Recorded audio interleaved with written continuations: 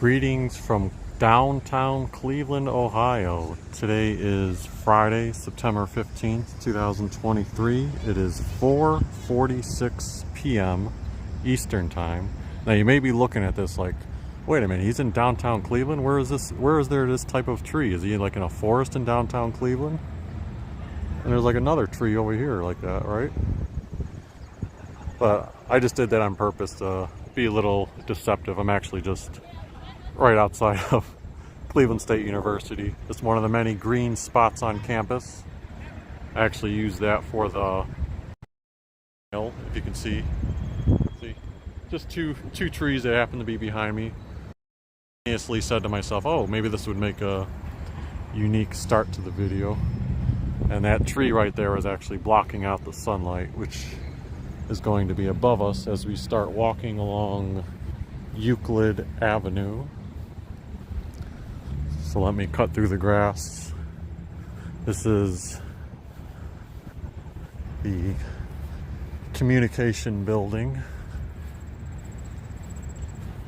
that we're outside of right now. This mini parking lot that is mostly for some handicap spots and other reserved spots.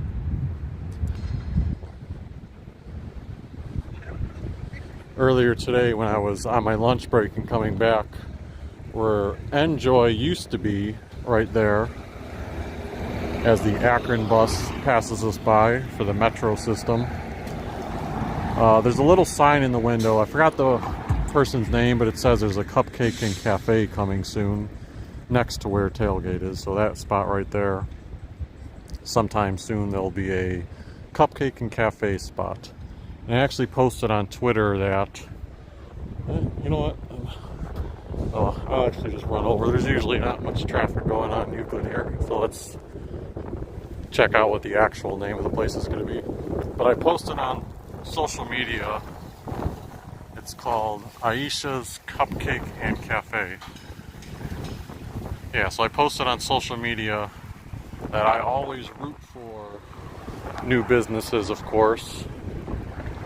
So I'll hope they succeed, but from my observation, since the pandemic, it's been really challenging around the campus area for like upstart food places to stay in business. So that place next to it, Tailgate Sports Bar and Grill, again, I've been in there 3 times. I've had a burger and fries. It tastes good, but every time I've been in there, there's maybe 0 or 1 other customer, and every time I walk by, like even around the lunchtime hour, I don't see any customers in there. I don't know why. You would think on a campus you'd have more customers, but there's really not too many. Before I walk too far, I forgot to say, so in previous updates I've mentioned the food options that were close to opening at CSU. So Barrio did open about a week or 2 ago in main classroom. I went there a couple days ago for a little taco, and then in the student center yesterday, Chick-fil-A finally had its grand opening, and there were a ridiculous amount of people in line, like at noon and at 2:00 p.m. yesterday. I swear there was like 70 people in line. And then I went by there around 1 o'clock today, maybe closer to 1:30, and there was still like, seemed like 50 people in line. So I was like, screw that, I'm not waiting for that. I just popped in there right now before I started this live stream, and it was much more manageable at near 5 o'clock on a Friday. You can see that there's a couple people in line and a couple people eating, but you can pretty much eat right now if you wanted to get your Chick-fil-A late on a Friday. I don't know how it would be on weekdays when there's more classes around this time of day. On the sidewalk here, you can see there's some chalk drawn. It says, "We want trains. Happy parking day." And some more chalk of a bicycle and train. Yeah, earlier today there was a little station set up, I think it was around here, of students on campus promoting parking day. And I know downtown Cleveland, down by Playhouse Square, was also having a little mini demonstration for parking day.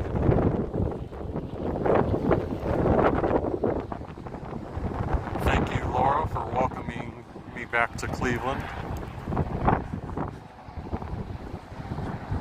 We do have a little bit of wind, as there usually is, blowing toward us from this direction, so if that interferes with the microphone, my apologies for that.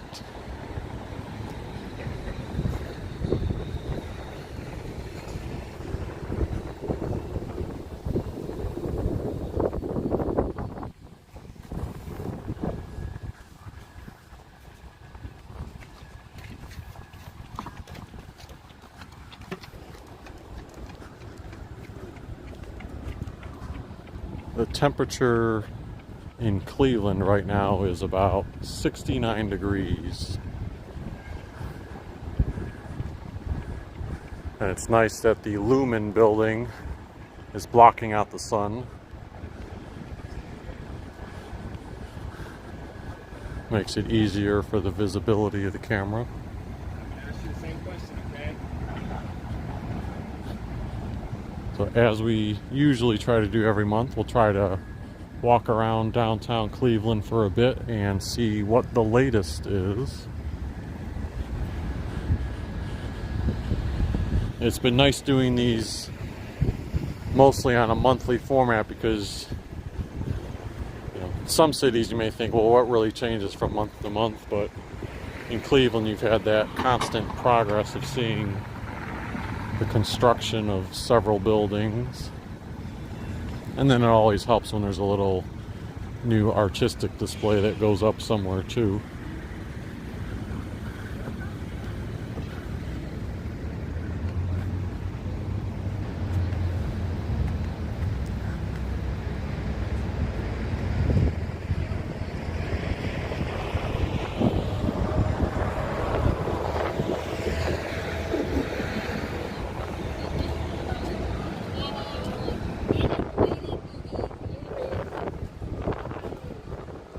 Speaking of construction-related progress, there's been quite a bit of progress on the Playhouse Square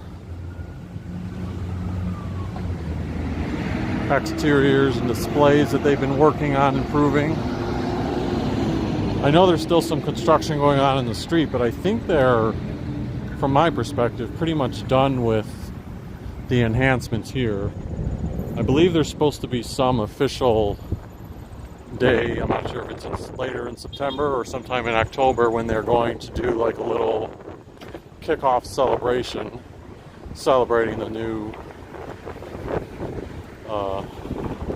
facades, like where you see Connor Palace and the new LED boards that are along the side of them. So right now all they're doing is promoting Playhouse Square, but I did take a picture this morning, for example. So this morning, like Mimi, Ohio one was promoting the Moulin Rouge show, and then I think the State Theater after that, or not the State Theater, which one is it? We'll see, whatever the next one was promoting The Lion King. Right now they just have the Playhouse Square promotion.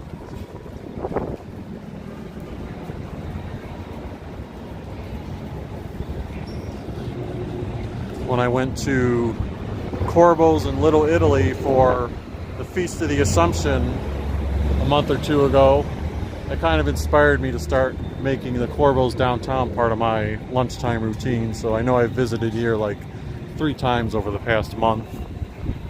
Their hours are, you have to get used to them. Like Monday they're closed, Tuesday and Wednesday open till 3 p.m. Thursday is their latest day, 9 to 7:30, and then Friday 9 to 2:30. I think those hours may fluctuate week to week because I swear I was in here different hours, and I swear even when I walked by this morning the hours looked different. Yeah, this is the KeyBank State Theater. So this is the one that had the Lion King on their facade earlier today. And then camera's going to be blinded by the sunlight here, since the lumen's not blocking us out. I'll try to keep the camera a little bit pointed low. Laura says Cleveland has done a wonderful job of beautifying the downtown streets with trees. I don't remember those when I lived here. Yeah, there's been a lot of tree upgrades, and then just individual pockets do things to increase the greenery, like even this right here. You know, you see the greenery that's here. The lamp posts that we're walking by have similar things.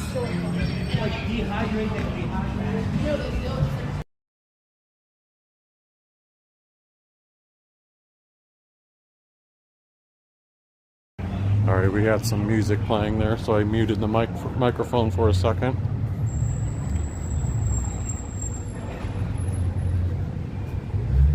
So I'm not sure what enhancements they're making to the chandelier, but on social media last week, I did see some type of post where they said like something like "stay tuned for what's to come with the," and they showed a picture of the chandelier. So I don't know if they're improving or adding some type of lighting effects to it for the future. Like, that's my prediction, because what else could you really do with it? It's already usually lit up at nighttime in the white colors, but maybe they're going to add different colors to it. That's the only thing I could think of.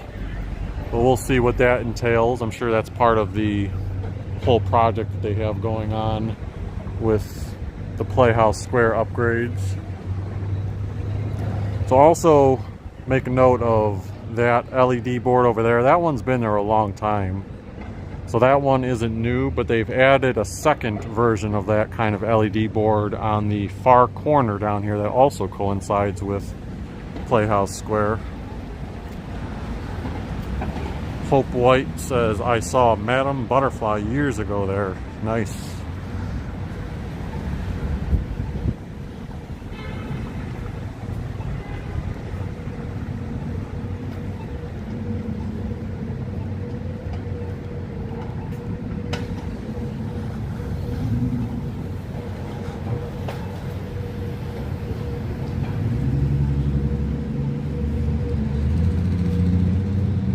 I am going to pop over to the US Bank Plaza briefly to show off the new, they added 3 of those Taco Oko statues there a few weeks ago.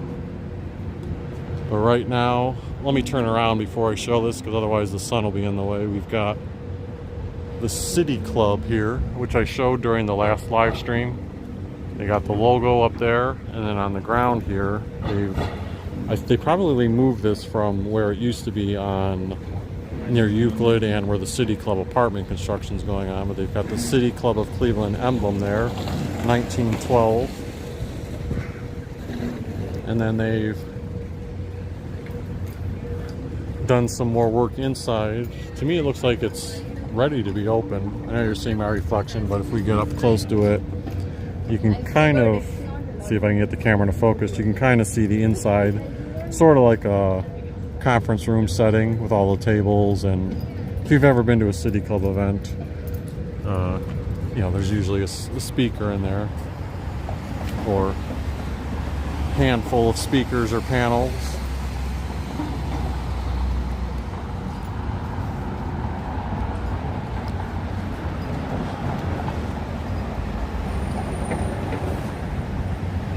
We've got a little bit of a weaker cellular connection here, so let me try to keep it moving a little bit. Maybe if I cross the street.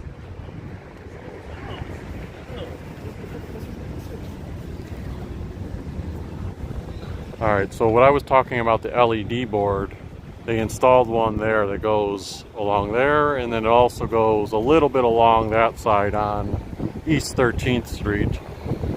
So that's a nice new addition. Always good to have video boards. Makes it feel like, you know, an arts district. You get to promote all the shows going on. And then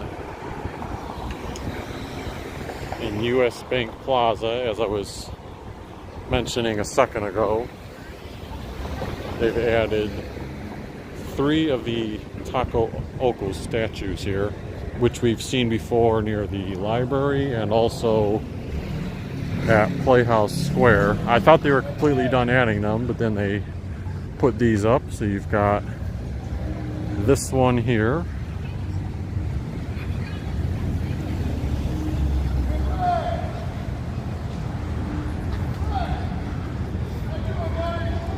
And you've got the second one over here.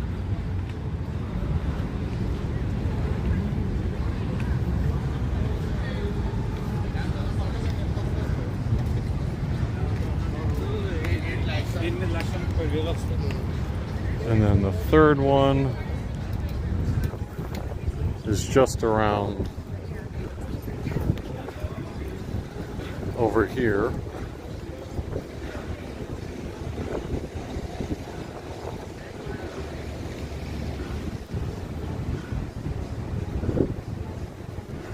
Welcome to the live stream, Paula Baylor.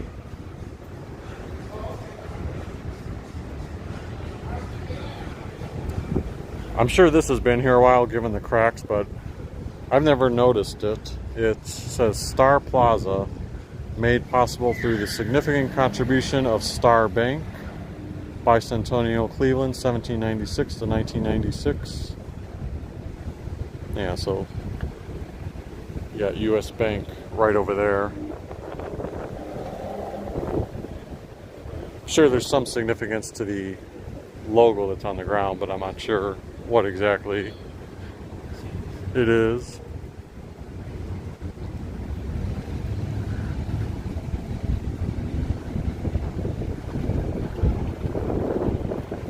By the way, if you are in the chat and haven't said anything yet, feel free to say hello. We can always, maybe we can make that a little new tradition. Everyone do like a little roll call, say that they're here or where they're viewing from today. And always be sure to hit that like button. Helps make the video viewable or encourages YouTube to share it with other users.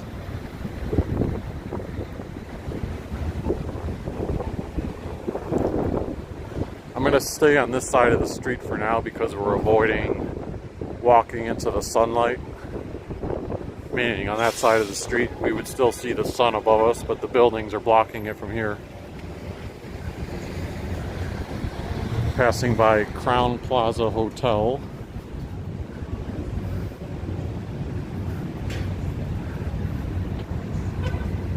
And Yours Truly restaurant up ahead. This is between East 13th and East 12th Streets on Euclid Avenue. Hope White here from Raleigh, North Carolina. And then we've got the Halley building here on the left. I was just the other day looking up on Wikipedia, for whatever reason, I think on social media someone shared a picture of the Drew Carey show cast, so that made me go on Wikipedia and reminisce a little bit of reading up on the show. This was the exterior of where they worked supposedly on the show.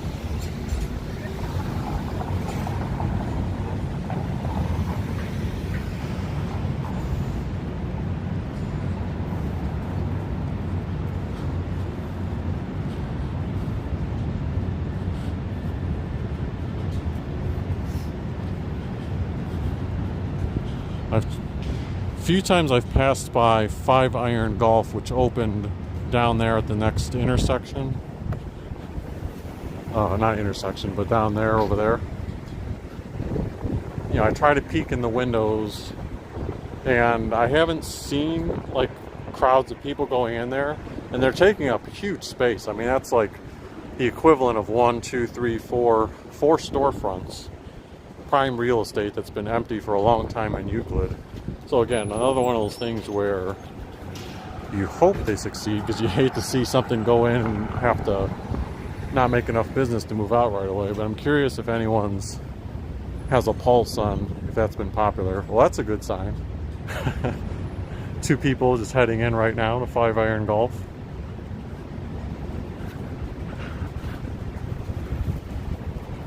But if you've missed what the concept is supposed to be, they have, like, you know how there's Top Golf where you can hit the golf ball into, you know, actually hit it, but it's like in an enclosed tent and you're from high above. This is more of an electronic board system with, I believe, like a bar and food mixed in. So you can have like your own little private booth area and act like you're golfing outside, even though you're inside, but you're seeing the electronic projection of it.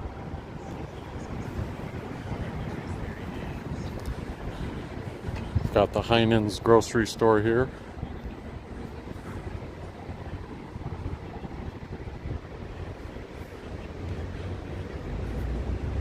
Their hours are Monday through Friday, 8 a.m. to 8 p.m. and Saturday through Sunday, 8 a.m. to 7 p.m.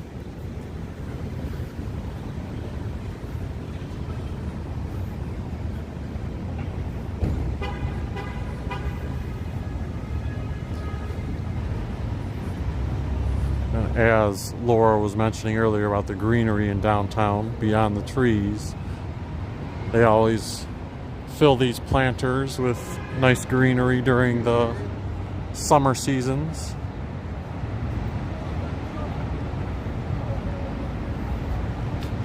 Bethuel Ainge says, can you go to CH, check and make sure my bike isn't stolen? CH, what do you mean by CH? The acronym is slipping my mind for the moment.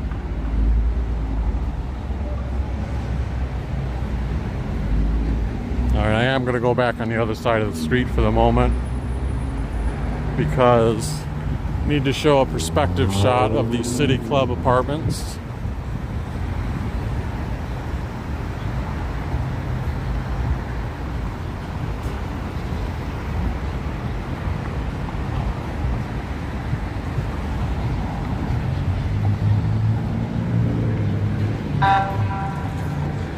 Yeah, so this morning I was going to, after I got off the initial bus on Superior, I walked up to Euclid with the anticipation of taking the Health line, but then I stopped and I just ended up walking the rest of the way to work because I saw they had East 6th Street to East 9th Street blocked off the traffic, vehicle traffic. You could still walk on the sidewalk, and there's a bunch of vehicles in the street, and the reason that they had it blocked off is they are done with the crane, so they are in process of disassembling it.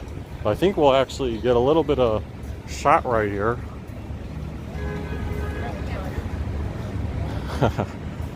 Oh, CH meant check if your bike is still on. If I happen to be passing by and I know where it's at, I would flash it on the camera to see if it's there. Yeah, so look at this. So this is part of the crane, right? That would have been hoisted up above for all these months. They've been working toward disassembling that, I think. Unless they're in, you know, I don't know if this is, because they still have the blue crane right there. So I'm wondering if this, all this white stuff, is this something to help disassemble it? Because I don't think this was up in the sky before. I feel like this is a new crane that they're putting up to help disassemble it. I don't know. I could be wrong on that. But anyway, that's what I read earlier today. Why they had this activity going on is because they're in preparation of, they don't need the crane anymore. Let me try to show a picture from this morning. I guess this will help compare. If I can look at this morning's picture, remind myself, was there a second crane there? Yeah, I don't think there was. So that must be like a new thing they're assembling to help take down the blue one.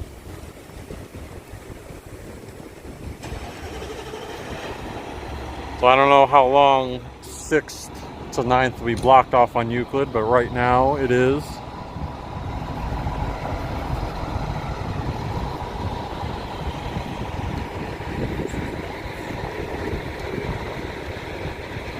Let me zoom out. Oops, I zoomed in my face. Wrong button. Zoom out like this. Yeah, so as I mentioned in the last live stream, they have topped out the building. That little curve you see at the top is like the roof deck. So now they're just working on the interiors. And when it was morning time earlier, I could see into some of the rooms like over here, and you can see like there's some finishings in there. Like I wouldn't say the rooms are done and ready, but they're maybe getting pretty close to that stage.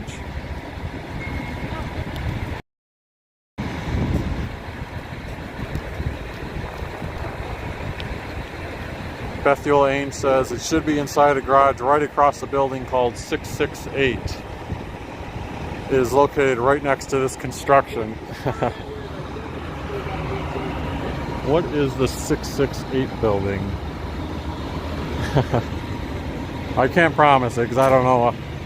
The problem is if I actually go into a garage, I think, you know, especially in a parking garage, I'll lose my cellular connection for the live stream, and that may kill it. Otherwise, I would go and check if it was like visible to me without losing the connection. So a big capital city vehicle. Yeah, this is what I saw this morning, but this is what I did not see, is whatever this is and all that.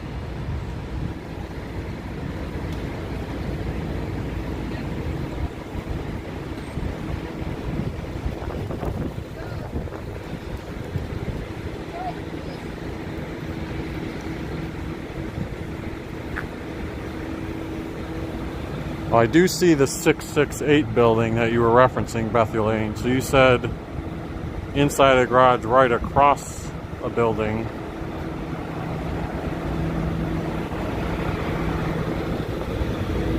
I don't know where the garage would be, because this would be across from that, right? But this is just part of the PNC area and the Holiday Inn and Express. Although I think there's a underground parking garage over there by the House of Crail.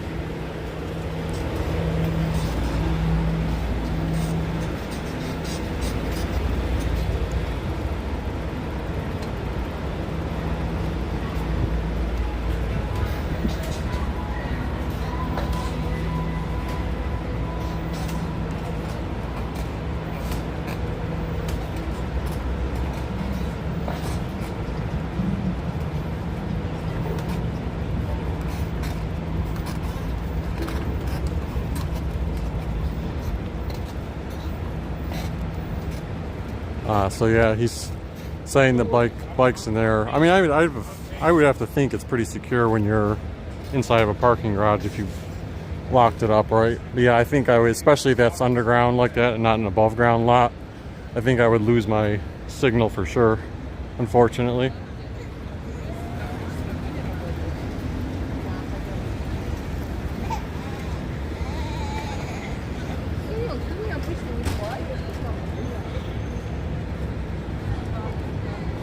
So don't get your hopes up. I'm headed this way, but I'm not gonna go into the garage for fear of losing the signal. Instead, I'm going to pop into the 5th Street Arcade. Just do a little walk around, see if there's anything new in there.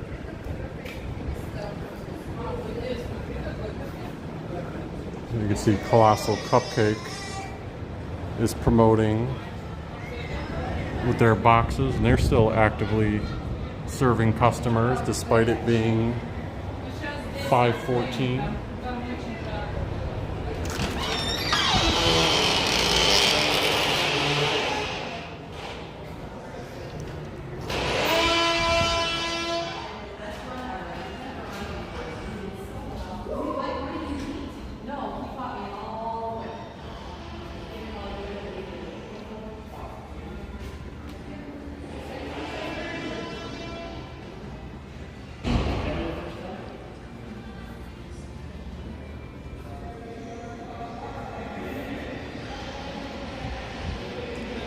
Goat Hill Apparel.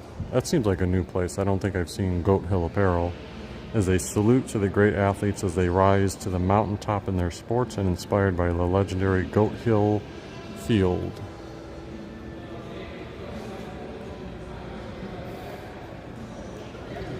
And then this is Coco's Chalky Paints, which I've still never been inside, but it's always fascinating how they have the multi-levels, see? Like the basement area, it's all intricate with the picture opportunities they have in there.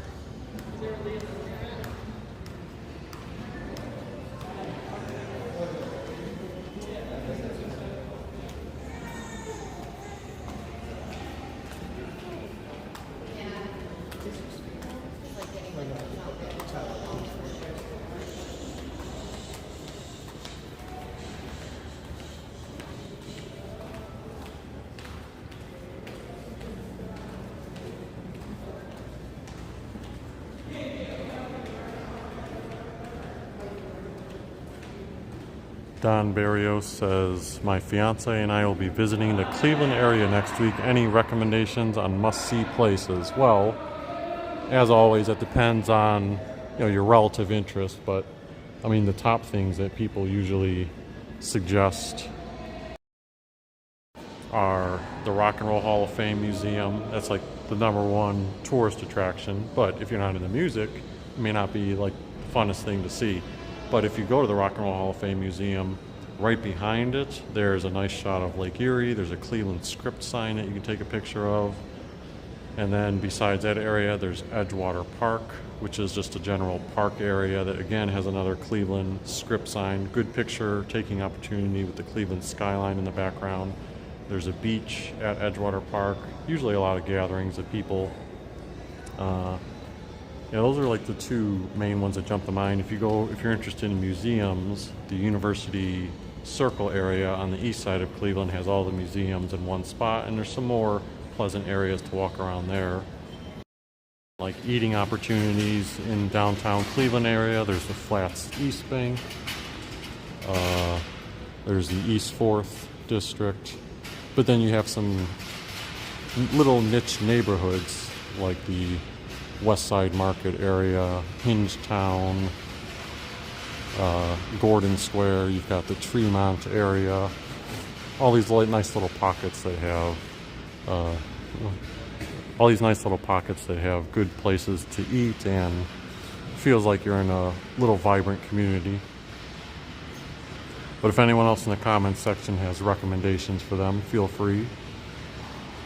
Or Don, if you have specific interests, feel free either now or later after the video to talk about what you guys like, and I'll try to leave an actual comment after the video with some suggestions.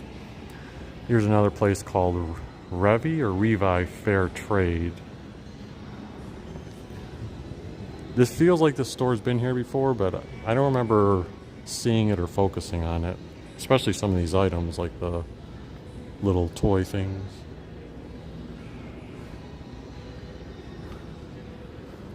Yeah, the 5th Street arcades there's some nice little small shops in here where you can find something unique. T85 says, I'm going to Cincinnati in April, but Cleveland doesn't look too bad. Laura says, I don't know how I ever miss these two charming shopping areas when I live there. I have a feeling that Cleveland is on the rebound. Hope White suggests checking out Fahrenheit now in downtown area. Oh yeah, so the Fahrenheit that's being referred to is right next to the Sherwin-Williams construction, pretty much on Public Square. There is a new restaurant called Fahrenheit and has a rooftop eating area. I haven't been to it myself, but I know it seems like it's been pretty popular. Walter Mitty Fonzo says, glad to see you back in the best location in the nation. Yes. So this is also part of that Revi Fair Trade. See, there's a handcrafted soapstone chess set from Kenya being sold for $98.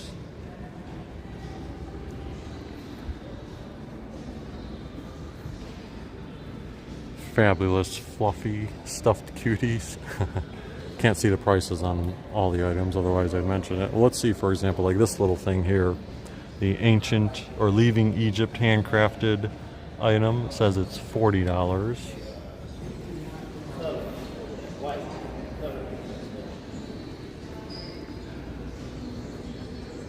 Oh no, going out of business sale. So yeah, here's sounds like one of the places, Victoria Jewelers, going out of business.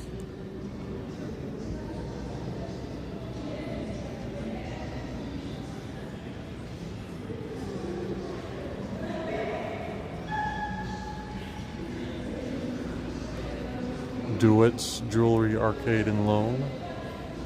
Yeah, I've shown pictures before about how it seems like a lot of famous people must come here and shop around. Famous in a relative term, of course. Stipe, some other sports celebrities.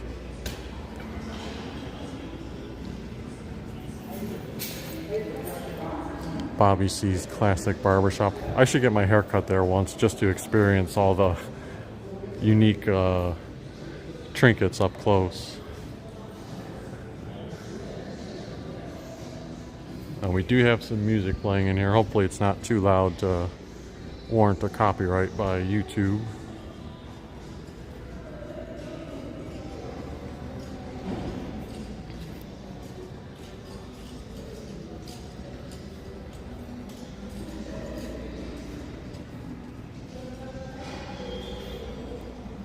Don says, thank you. On our last visit, we saw the Rock and Roll Hall of Fame. Definitely worth the experience.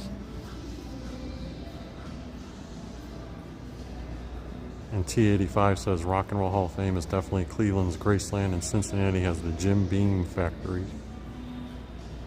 Here's Geraci's, the ever so popular pizza place that opened a couple months ago. Not super busy right now, but they still remain a busy place overall when I've been going by. I'm sure the activity will pick up closer to when the Guardian game is starting or ending.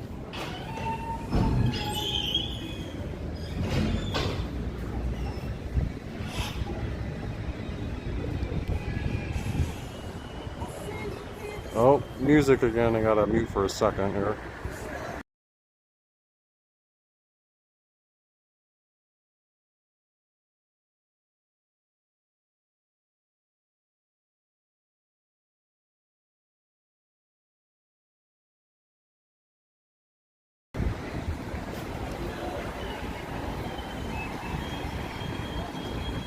Alright, I'm gonna make a loop around the other side of the 5th Street arcades now. So here's Barrio, not the one at Cleveland State, but the actual downtown Cleveland location, which is always very busy. You can see inside and outside tons of people. So they get even bigger crowds than the Geraci's pizza place. Hey, look at this. I mean, every table is pretty much occupied.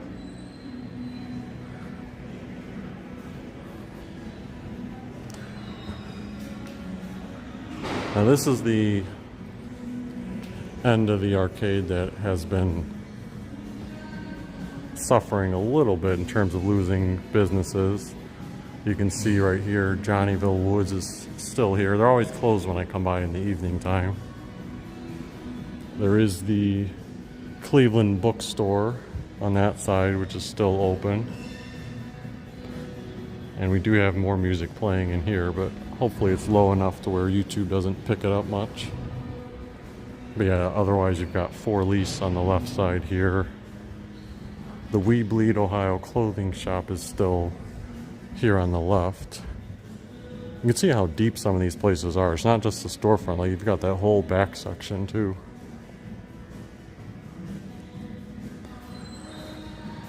But then, like, I don't know if this kitchen area is still open at this spot. You've got another For Lease. This says Beauty Bar, but yeah, I guess they're still open. And I think it's these 2 or 3 or 4 businesses on the end. There's just nothing there anymore. I feel like, unless I missed it, one of these used to be like a pet clothing place. Maybe that was on the other side of the arcade and I just skipped by it accidentally, but I feel like it was over here. And then at the very end here, you've got Kernels by Chrissy.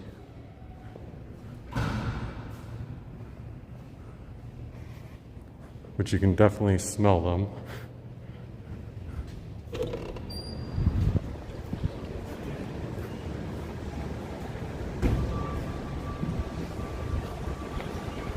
And then still coming soon, Best Steak and Gyros.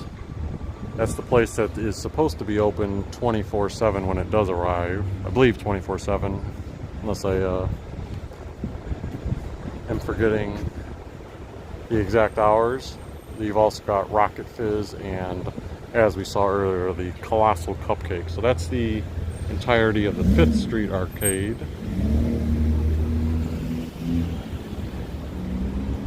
Up ahead of us, you can see a long shot of the Sherwin-Williams construction progress.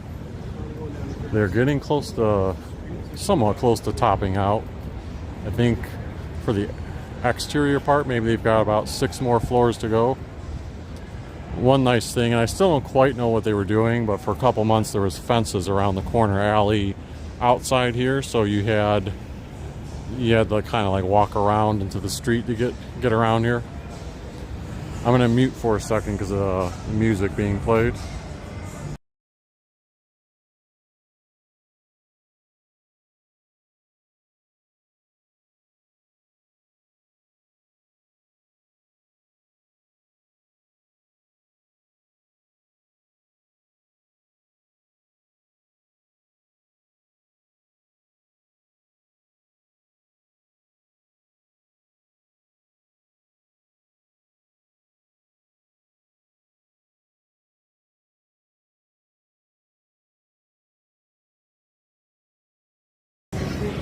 Walking down East 4th Street now. And again, I'm going to keep muting in and out because of the music, so bear with me.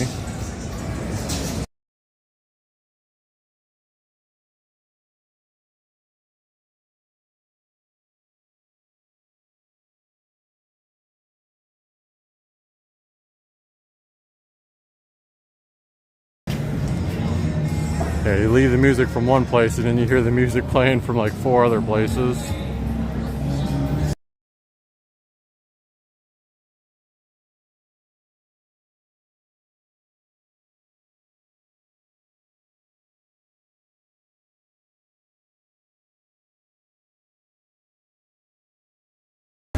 So Don, if you're still watching, hopefully this video might show you some places that could be intriguing to check out while you guys are here.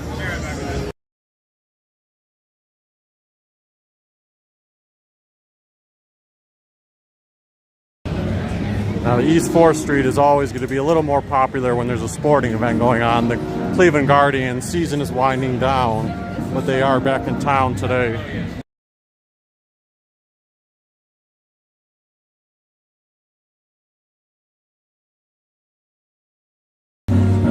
This guy's doing his own street music. When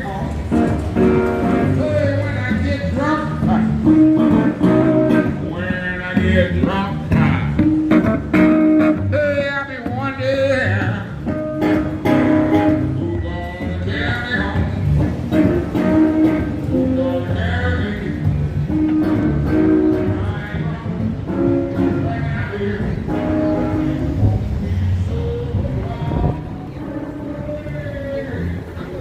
So we are back on Prospect Avenue. By the way, you can see some of the parking rates. $35 parking if you want to have valet park your car near the East 4th area. Let's try to navigate the traffic here. This is like a yield in every direction. Oh, so remember I said the Health Line was detoured earlier off of Euclid, so you can see the Health Line, since they're doing that City Club construction on Euclid, taking Prospect.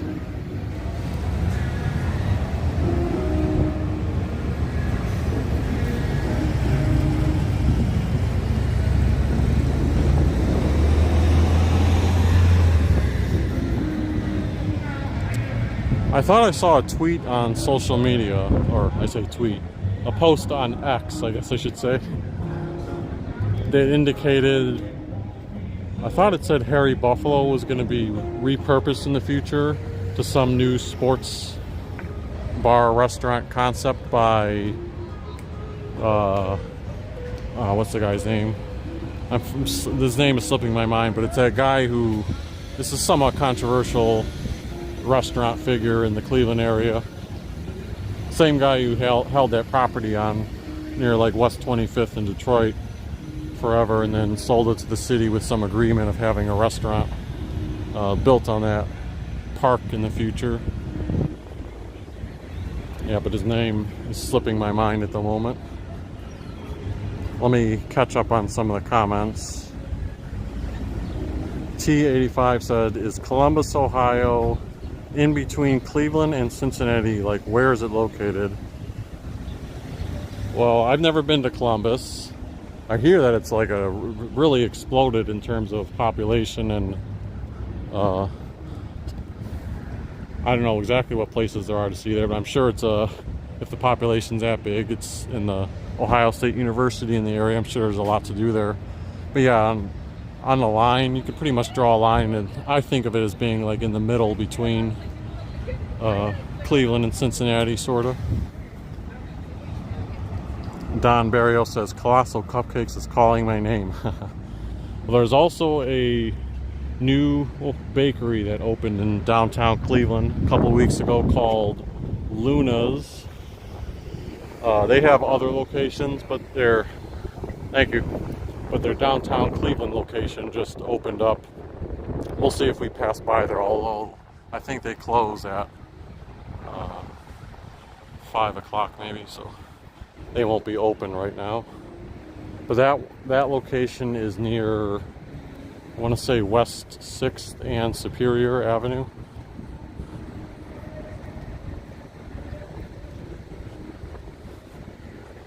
And Corbo's Bakery, which I passed by earlier, has some nice bakery items too. I went in there yesterday and got one of their cheese slices of pizza, or cheese rectangles of pizza. And I also got a lemon bar and 2 of the butter sprinkle cookies, which I've become addicted to because they bring me back to my childhood and those pretzel sprinkle cookies that I grew up on.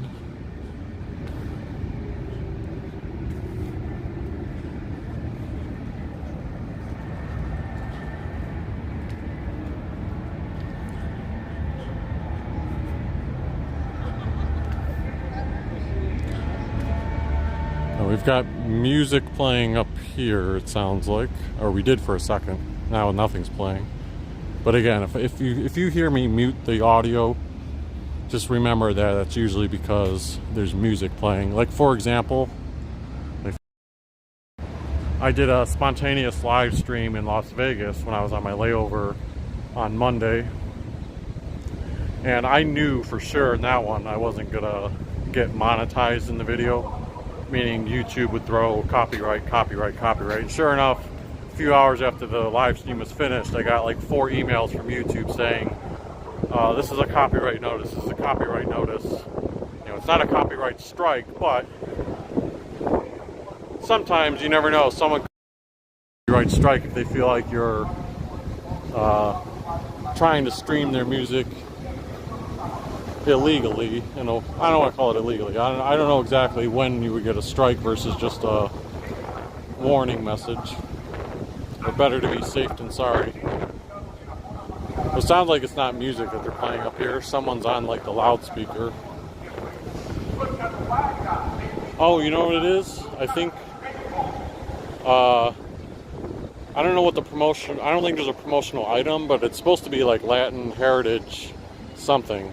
Maybe they're playing a little bit of music of that, and then I think the loudspeaker was talking about it a bit. Yeah, so there is some Latin music going on. It's still early, like the game time's not for another hour and a half, so that's why if you look inside the seats from a distance, you're not seeing a big crowd.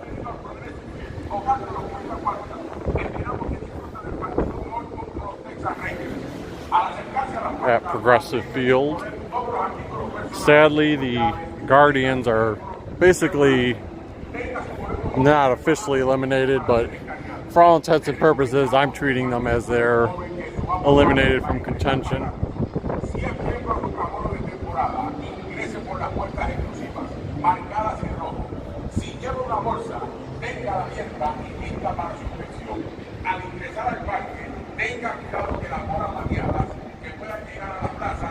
Virginia Flanagan asked, was it Michael Simon, the name you were trying to think of that had restaurants in Cleveland? No, not Michael Simon. Yeah, I just can't remember the guy's name. Because Michael Simon's not a controversial figure. The guy I was thinking of is the guy who, at least on social media, anytime his name is brought up, you just have all the commenters spewing their hatred for the guy, like saying that bastard, that whatever. I haven't personally, all I can go by is the vibe that I recognized. I have really no background information on why people hate him.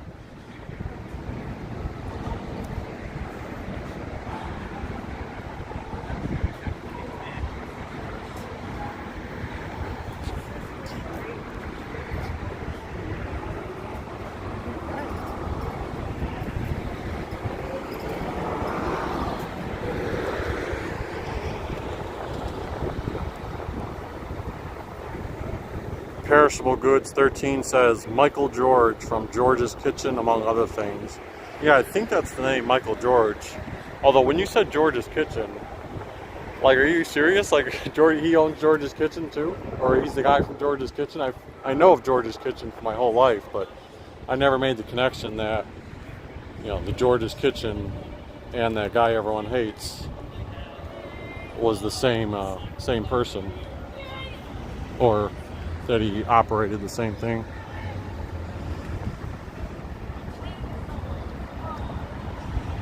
Although I don't feel like it's not Michael George. I feel like the name is slightly different. I'm not doubting you. I'm just like trying to recall what I've seen in the articles. Because I actually know someone whose real name, completely unrelated to the restaurant thing, and his name is Michael George. So I feel like if that was the guy's name, that I would have thought to myself, oh, he's got the same name. And maybe my mind is just slipping me here.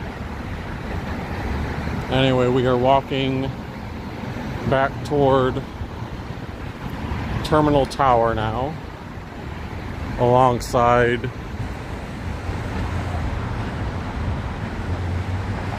give me a second here, Rocket Mortgage Fieldhouse. I was about to say Quicken Loans Arena, but I'm like, that's not the name of it.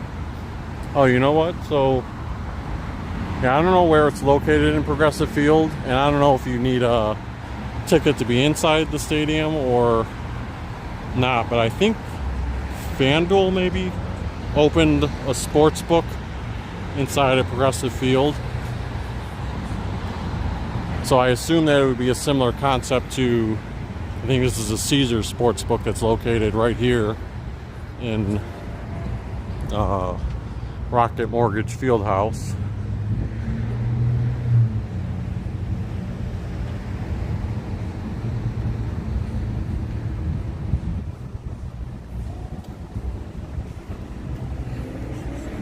Oh, Perishable Goods 13 says not George's Kitchen. That's a separate group. Okay. A private user said Wally George. No, Wally doesn't sound familiar.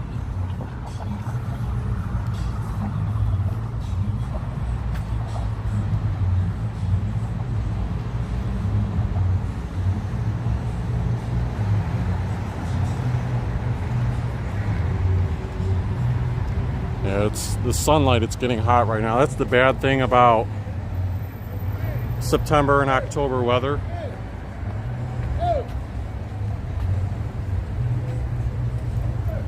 Me? Talking to me? I don't know who's talking. Some guy's yelling. He's talking to the worker or what? Sorry, let me continue walking forward.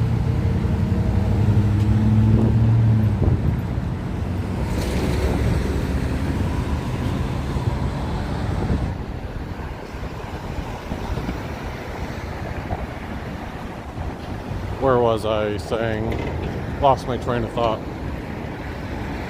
Yeah, there's some guy behind me from a distance who was saying like, hey, hey, hey. So I turned around and he was like waving, but then I turned around and I think there was like not police, but like maybe co-workers far in the distance that he was waving to. Yeah, I forgot what I was saying. If someone wants to remind me and remembers, let me know and I'll continue talking about whatever that was. I know I was loosely on the topic of sports books. So when I was in Las Vegas and I went to downtown, I stopped in Circa, which they brand as the largest sports book in the world. I don't know if that's actually true or not, but it was a pretty big sports book. A lot of screens inside. That's in the downtown portion of Vegas.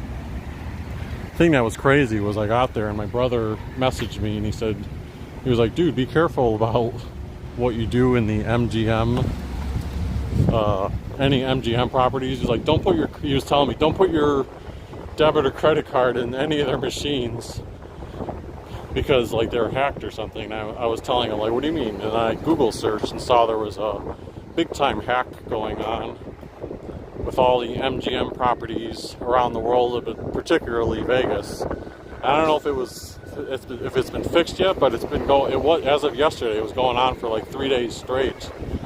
And, a lot of people on social media were saying, why isn't this a bigger national story where a cyber attack took place on one of the biggest casino groups in the world.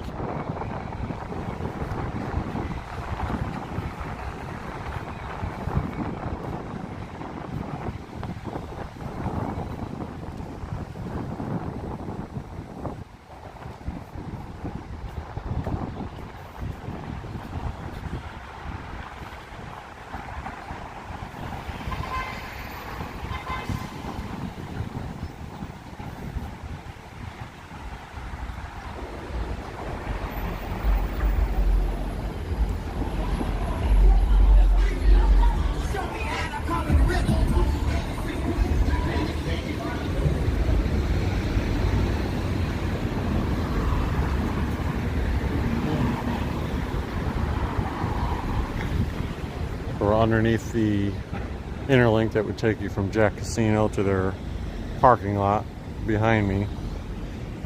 And then there's a Wahlburgers behind me as well. Oh, now I remember what I was talking about. The weather and how this type of weather was challenging. More so when I was in the sun. And I was trying to point out, let me flip the camera earlier too. I was trying to point out, see, at morning time, it's of year when it's 50 degrees, 60 degrees. So in the morning, I have to wear like sweatpants and a sweat jacket. Otherwise, it'd be like way too cold. But then, middle of the day, early evening, in the sunlight, it felt like 70 degrees. It felt like the type of weather where I'd still like to have, my shorts and t-shirt on. But then you flip again, you walk in the shade here and it's like, oh, it feels like you're wearing appropriate clothing again. So yes, we're starting to wind down from summertime. Special event parking, $40 at one of the Jack Casino lots here. Can't believe people would still pay that much money to park for a baseball game.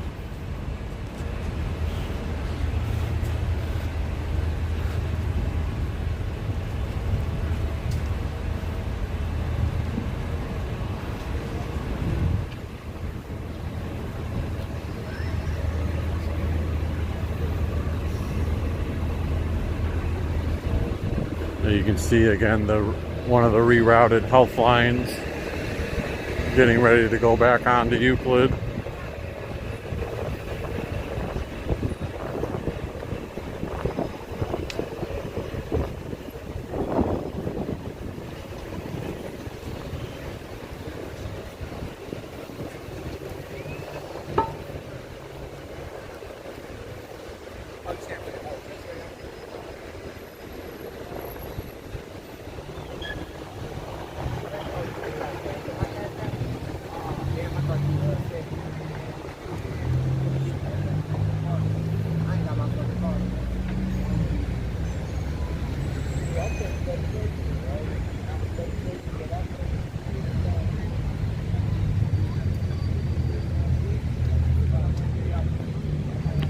We're run across here.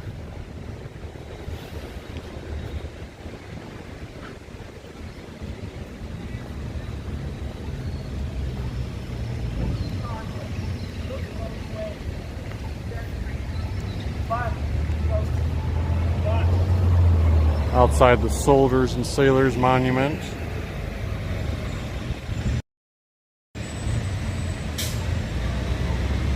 With Key Tower behind it.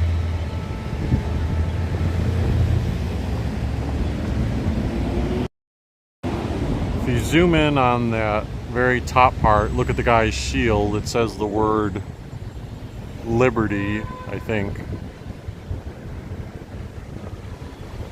And then look in the background, you see a little bit of the Key logo, Key Bank logo on top of Key Tower.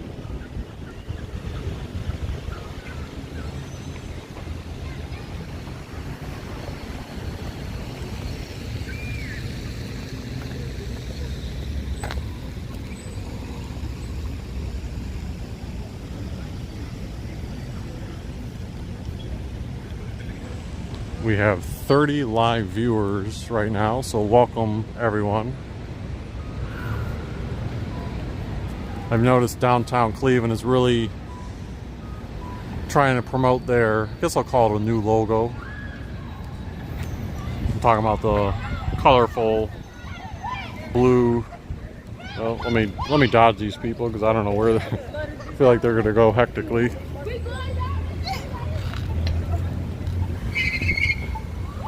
Yeah, it's like kind of a bluish. It turns into purple, turns into red, and turns into orange and yellow. With Downtown Cleveland Alliance, they have those banners going up and down Euclid. I didn't read the details of it, but I did see some type of post where they said, want to learn more about our banner program. So I feel like there, if I had to guess, there might be some type of initiative where if you want to promote something, maybe you could find out more information on how to promote something along Euclid Avenue, because I don't anticipate they want to keep it like that forever, where it's just constantly repeating downtown Cleveland, downtown Cleveland. They probably want to bring awareness to other things.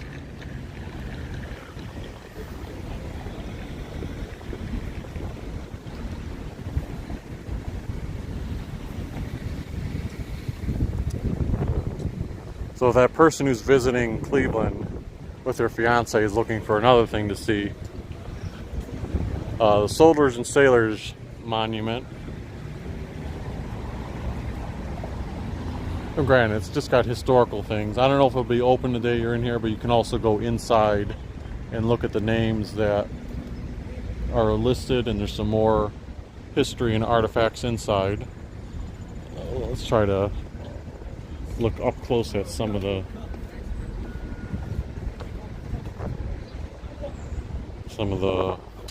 statue work.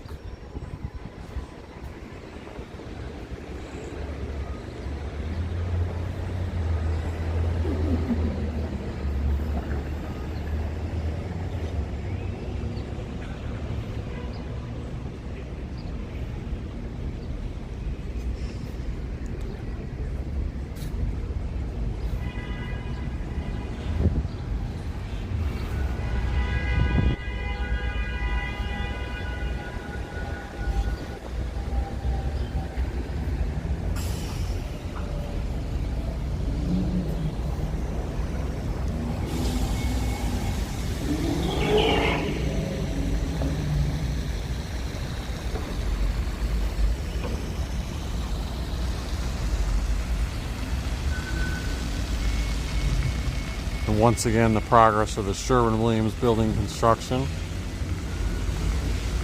Sadly, only the birds are using the fountain down here. Boy, there's a ton of birds. Jeez. Now, if you're a tourist walking by and you saw this, you'd be thinking to yourself, God, like I'm not walking over there. I think, to be fair, I think someone was a little bit ago throwing some bread on the ground. And it's nice to feed the birds. Believe me, I've fed birds many a time, but that is one of the reasons why they try to discourage bird feeding sometimes, because if you do it too much, this is what you usually end up seeing.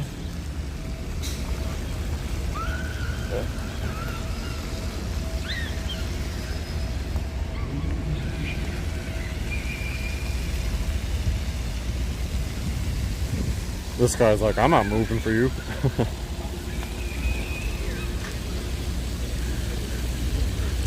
Someone on social media was also tagging the Cleveland Public Square account the other day, asking again, like, when are these Jersey or Public Square barriers finally going to be moved? And the account surprisingly responded and said September 25th. You know, and the reaction was like, what, really? So hold that date in your mind. September 25th, these bad boys might finally be gone.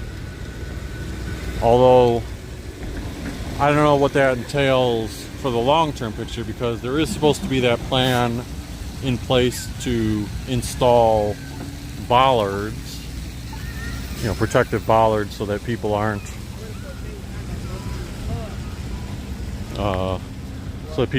you know, risking vehicles coming through and hitting pedestrians. And there's also supposed to be like the retractable raptor bollards that can go up at the intersection. So I don't know when that will be, but I'm sure that'll require some construction at some point. This past week or weekend, in celebration, or not celebration, but in memory of September 11th, trying to get to a spot where the sun's not in my way, they had this area of Public Square all covered with the U.S. flag and some tributes to, I assume they're fallen soldiers, but I could be wrong on exactly who they were representing. But that's what it looked like. I took that picture early Tuesday morning when I got back to Cleveland, because it was still up, because Monday was September 11th. So that was a shot of where all the flags were at this spot a couple days ago. And also when I was in Las Vegas, when I was on that layover doing my live stream, I happened to capture a little tribute and parade that they were doing there, and the light show tunnel in downtown Vegas had the American flag and like remember 9/11, never forget, along with music playing.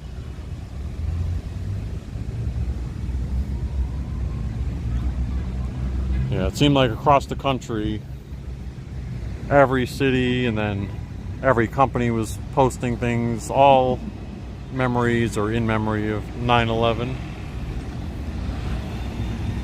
Pretty soon, I assume this will be going away and we'll get back to a fall theme for the Cleveland Playhouse Square art there.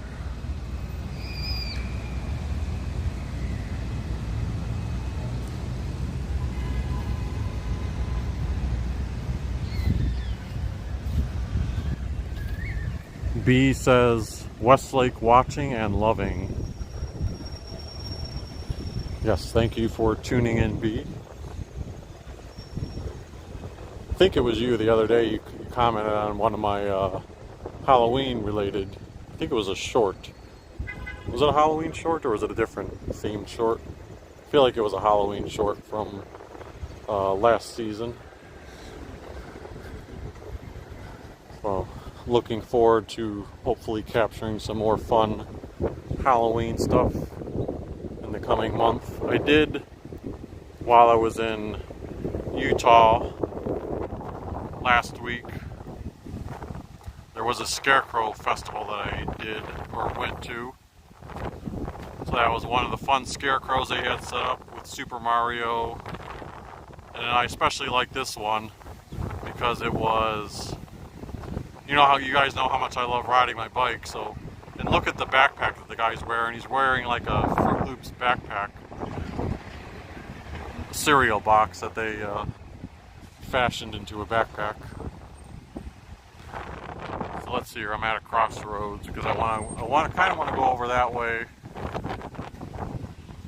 but I know earlier we were mentioning the Fahrenheit. Maybe I'll make sure I try to come back this way eventually, but the Fahrenheit building is located over there. And again, the Sherwin-Williams construction progress. I know we're not right up close to it, but just trying to give you all the different angles of it. Those glass windows are quickly going up. I don't know, in my mind, as it was being built, because I always look at Key Tower, and I know Key Tower is going to remain the tallest building in Cleveland. Like the Sherwin-Williams Sherwin-Williams building is not challenging it. But at the same note, when I look at the Sherwin-Williams building, I know it's going to get a little bit taller, but I feel like visually it's not going to be as tall as I initially was thinking. I don't know. Maybe I'll have to see how the perspective looks when it's all finished, because then you'll get to stand here in Public Square and be able to look at Key Tower to your right. You'll be able to look at the Sherwin-Williams building there, look at Terminal Tower right there, and then look at the Huntington building to your left. So you'll be like really kind of almost on all four corners of Public Square, depending on where you're standing. You'll be able to see all four of the tallest buildings in the Cleveland area. Maybe then we'll be able to compare which one's the tallest, because visually right now you can obviously tell that Key Tower is the tallest, Terminal Tower is second, Huntington is third. I do think, if I recall correctly, I think Sherwin-Williams is going to be remaining fourth. I don't think it's going to be taller than Huntington. So maybe that's why it's not as tall as I visualized it, because I was putting it on a similar scale as those buildings.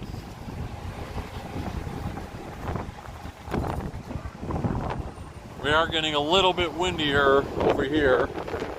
So again, apologies if the audio sounds murky at times. AK says, love seeing the progress on the Sherwin-Williams headquarters. They are also building a new R&D center in Brecksville.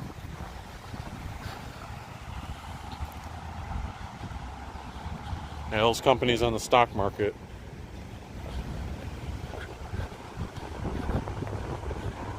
Always looking for expansion and headquarter growth if they're prospering well. Speaking of the stock market and semi-local Ohio-ish news for companies, I read that I believe Smuckers put in a takeover bid. I don't know if it was, I didn't read the actual story, I just read the headline. So either Smuckers is putting in a bid or they're buying the Hostess Twinkies brand. That's what I gathered from the headline. So that's some nearby Cleveland news. Smuckers, I think, is located in, Orrville, Ohio? Not too far of a drive. I feel like you could get there with an hour and a half drive from Cleveland. The Fountain of Eternal Youth. But the fountain's fully going right now. I feel like the past couple times I've been by, the fountains haven't been going. There's, let's see, where's my, one of my relatives, or my mom's relative, Calvin F. Hess.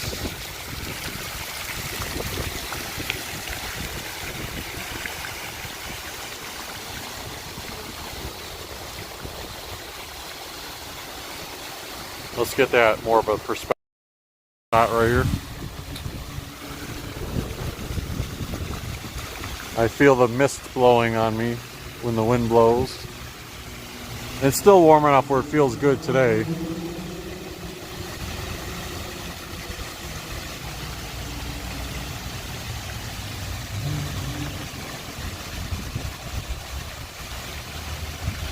Again, I don't know if he may not still be watching, but that person earlier, Don Barrios, who was asking for Cleveland suggestions. Personally, when I'm visiting a city, I love seeing like sites that are like, oh, these are cool, like picture opportunities. Not that you have to take pictures, because some people are like, I don't give a crap about pictures to remember by, but I think of like when I see something like this, if I wasn't from Cleveland and I was coming to Cleveland, I would see something like this and be like, oh man, this looks so cool. Like it would be very memorable to me. And for the most part in Cleveland, there's not a lot of safety issues in the downtown area. Along Public Square earlier, you may have seen, there's a couple homeless or people just like wandering on their own, but in general, they're mostly harmless. You can see the rainbow right there within the water. See, right in the middle of the screen. At least it's picking up on my phone. Not sure if it's visible on your stream.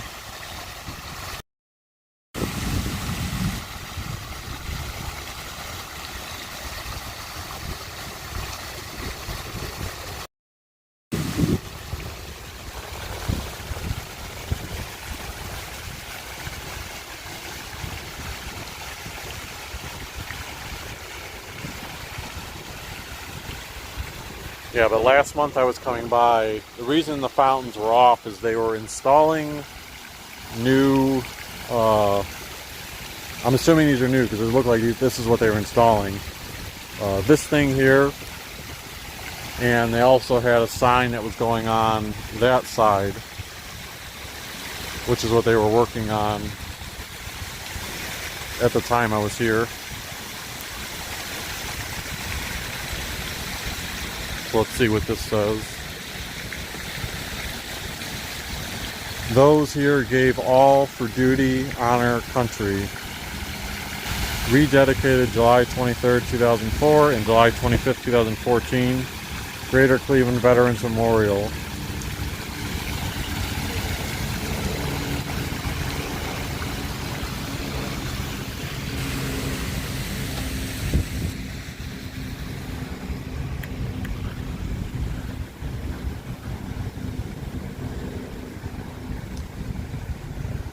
Let's do our fun little walk where we go up to Mall B and Mall C, meaning the grass area above the Huntington Convention Center.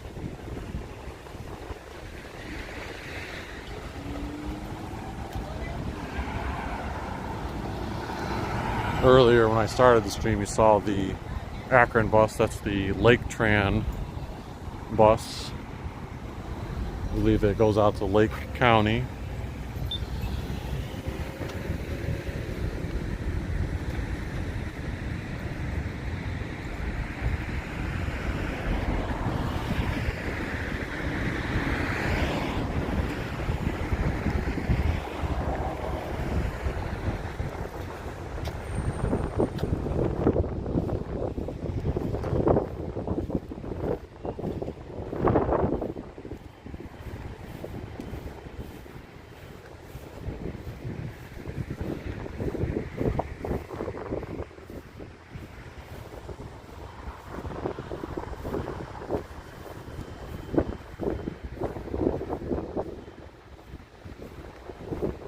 Got the Hilton Hotel.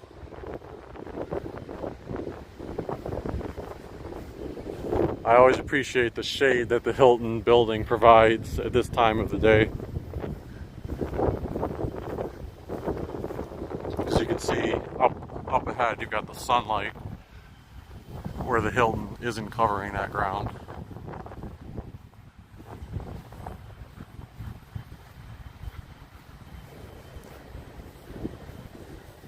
If you're a dog lover, this is always, and you have like a dog that is with you in downtown Cleveland.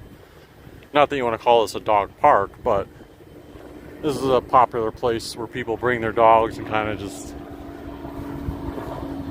let them play around, throw a ball, and mingle with other dogs.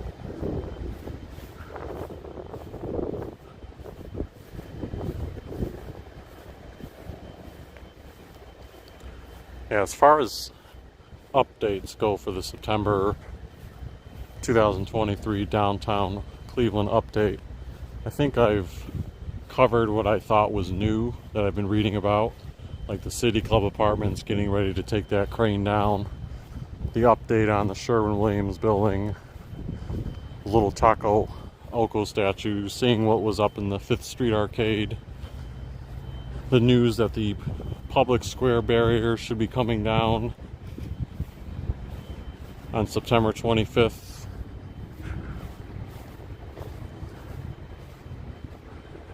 But if anyone else remembers any new news from the past couple of weeks, feel free to mention it. You can see another person walking their dog down there on that grass area. This is a little bit new, I guess. First time I've seen First Energy Stadium. First time I've seen Cleveland Browns Stadium since the regular season started. I know I was previously wondering if they were going to put a sign up, because First Energy Stadium the words used to be along that strip there. And my thinking was, they'll probably find a new naming rights partner either sometime this season or definitely by next season. So I was expecting, they're not going to invest in putting up Cleveland Browns Stadium lettering. I thought maybe they'd put a banner up, but it looks like they've just left it blank. They have added the new player banners. Zoom in a little bit to see the player banners, and I'm sure that's probably goes for the same around the whole stadium. But yeah, the Browns had a very impressive Week 1 victory over the Cincinnati Bengals. They crushed them. When I say crushed, I mean maybe not in the score, although it was a pretty dominant score too. Holding them to only 3 points. But yeah, I wasn't in Cleveland at the time, but the game was being telecast across the country in a lot of cities, including Utah at the time. So I was able to blog for Dogs by Nature and watch the game without having to find an alternative method of watching it. And leading up to the game, I was checking weather.com, because some of the posts that I write, include weather forecasts. So when I was looking up the weather forecast the day before and a couple days before too, yeah, it was showing 15% chance of precipitation. But usually when you see that, it's you don't expect a constant stream of rain throughout the whole game. So I'm getting ready to watch the game, and it's 5 minutes before it starts, and they're saying, oh, it's raining here at Cleveland Browns Stadium. And I'm thinking, oh, I guess there's a quick little rain, and little did I know, or little did anyone know, that rain would be a huge factor throughout the game. Impacted it greatly, but fortunately our defense was just so dominant. I mean, this level of speed that they brought and communication compared to the past, that was the best speed and communication on defense I've seen since I've been a cognizant Browns fan, which I always attribute to the year 2001 and onward. So we'll see how the Browns fare against the Pittsburgh Steelers this Monday night on Monday Night Football. That game will be in Pittsburgh.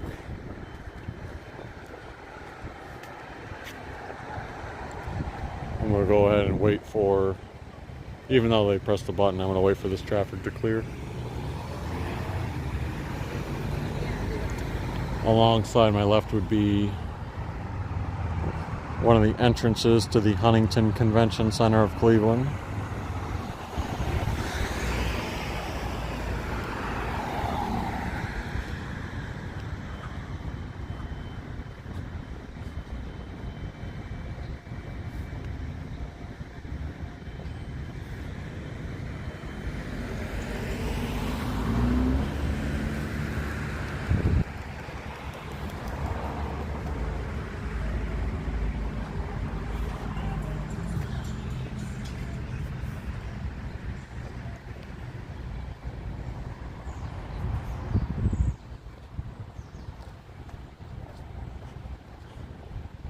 Pretty quiet down this way right now. Not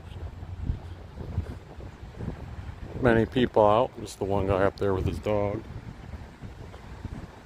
Oh, now that I look further, there are some people along the railing, 4 or 5 other people.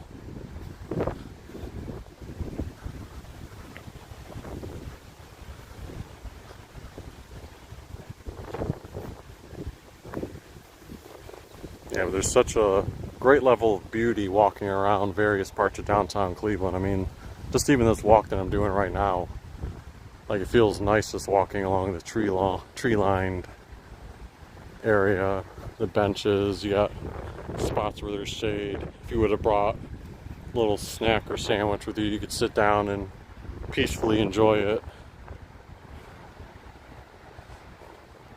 Have the wide-ranging shot of Lake Erie when you get up here.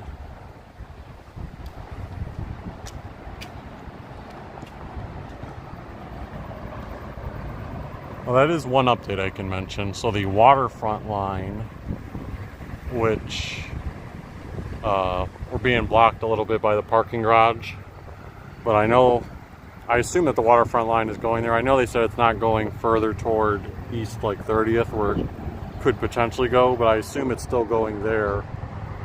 They've opened it for Cleveland Browns home games. So like September 10th was the first day it was open in years, since I think before the pandemic. But incremental progress. It is only open right now for Browns home games, so I think September 24th will be the next time that the waterfront line is open, and I believe it operates like every 15 minutes when that happens. But sometime next year, hopefully it'll get to a point where they can have it open every day of the week and not just during Browns games. It does still, I don't want to say baffles me, but it's kind of perplexing. If the track is ready for Browns games,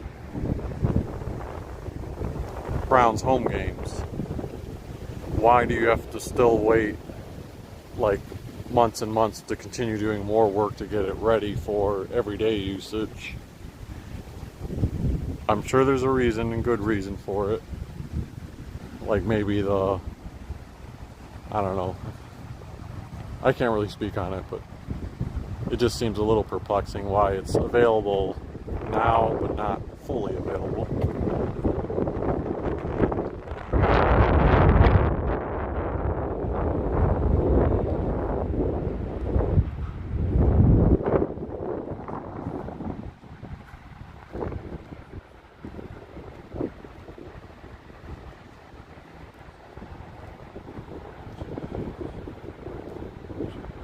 I'm going to head up toward East 9th Street right now.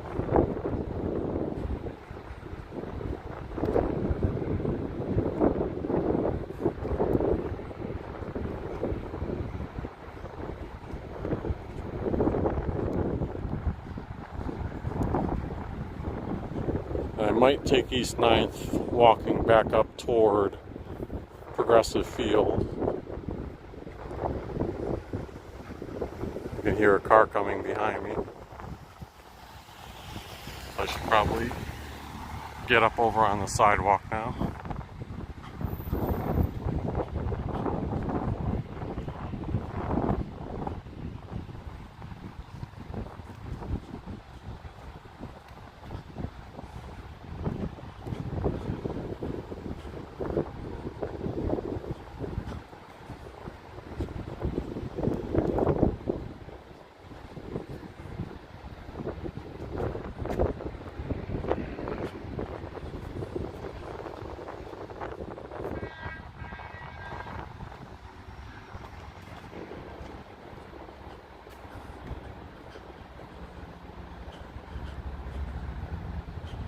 The Poco Traveler channel is getting fairly close to 1,800 subscribers. Right now, I believe last I checked, it was around 1,774. So it's always fun seeing that growth that we're getting. But if you know any friends or people who used to live in Cleveland or any other means that you want to share the channel and recommend to other people, always appreciated if you can do that. And always remember to try to hit that like button. I always plug that because the more likes a video gets, then it tells YouTube, hey, if someone searches on YouTube for downtown Cleveland, or like a few weeks ago I did a video in near the Lindale, Brooklyn, Cleveland border. You know, if someone happens to do a search about that, and if a lot of people would like the video, YouTube, you know, will put my video closer to the top of the search results because they'll think more likes equals more relevancy. I mean, there's other factors that go into it too. You can't just spam like something. Like, they take into account likes, watch time. Like if I do a 1 hour video and people watch 20 minutes of it, that's a, you know, pretty good engagement level. You get a percentage of watchers. But if I do a 1 hour video and most of the people who view it tune in for like 10 seconds and then turn it off right away, then YouTube's gonna look at that and be like, oh yeah, this video is probably not something we should recommend to other viewers.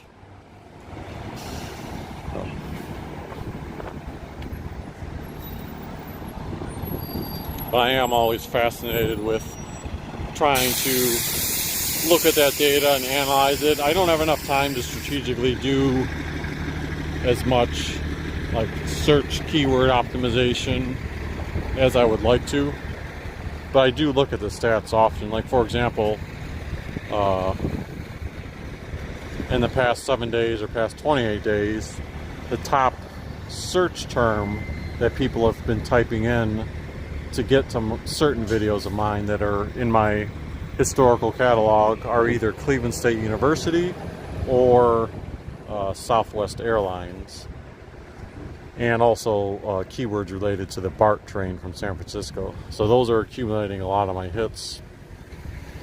And the biggest video that I've ever gotten revenue off of in its lifetime was it was kind of a short video I did on how the boarding process works at Southwest Airlines. So for some perspective, that particular video has generated like a little over $100 in revenue in its lifetime. The next closest video may have generated like $40 in revenue, and then after that it gets to smaller amounts. That's one of the cool things as a vlogger, is all these videos that I've shot before.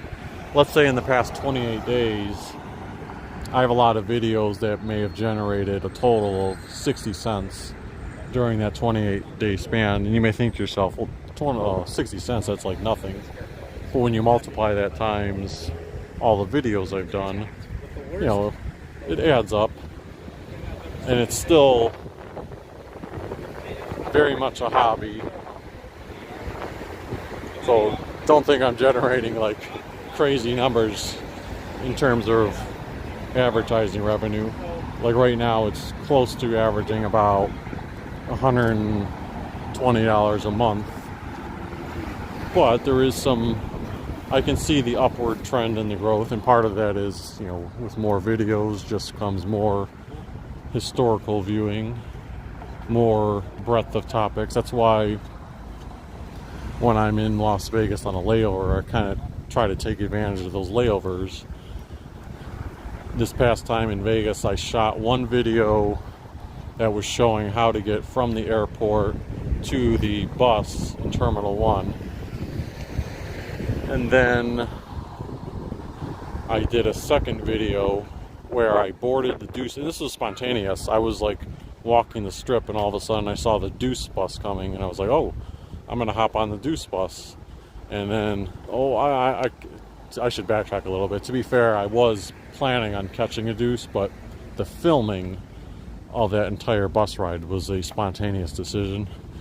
And that was because I saw when I got onto the second level, there was almost no one on the bus. So I thought to myself, oh, this is a good time to film. There's like no one playing music, so I'm not gonna get a copyright strike. And initially I was going to narrate some of it, but I decided, I'll just make this a video where I'm holding the camera out the window of the bus ride, and then meanwhile I was searching my surfing on my phone, looking up information about the downtown Las Vegas area. So I was like planning ahead while my head's looking down at my phone while I'm holding my stick camera out the window. By the way, here's Colossal Cafe, related to Colossal Cupcakes. It's their other location.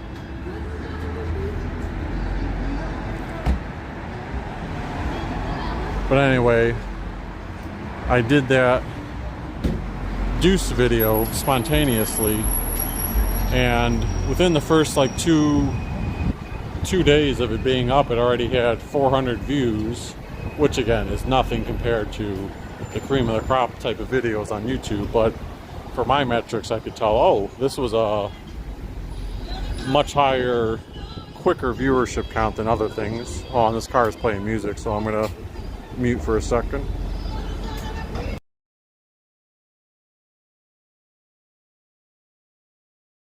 Well, it's actually not the car playing music, it's those speakers that come on throughout downtown Cleveland that play music at certain hours of the day.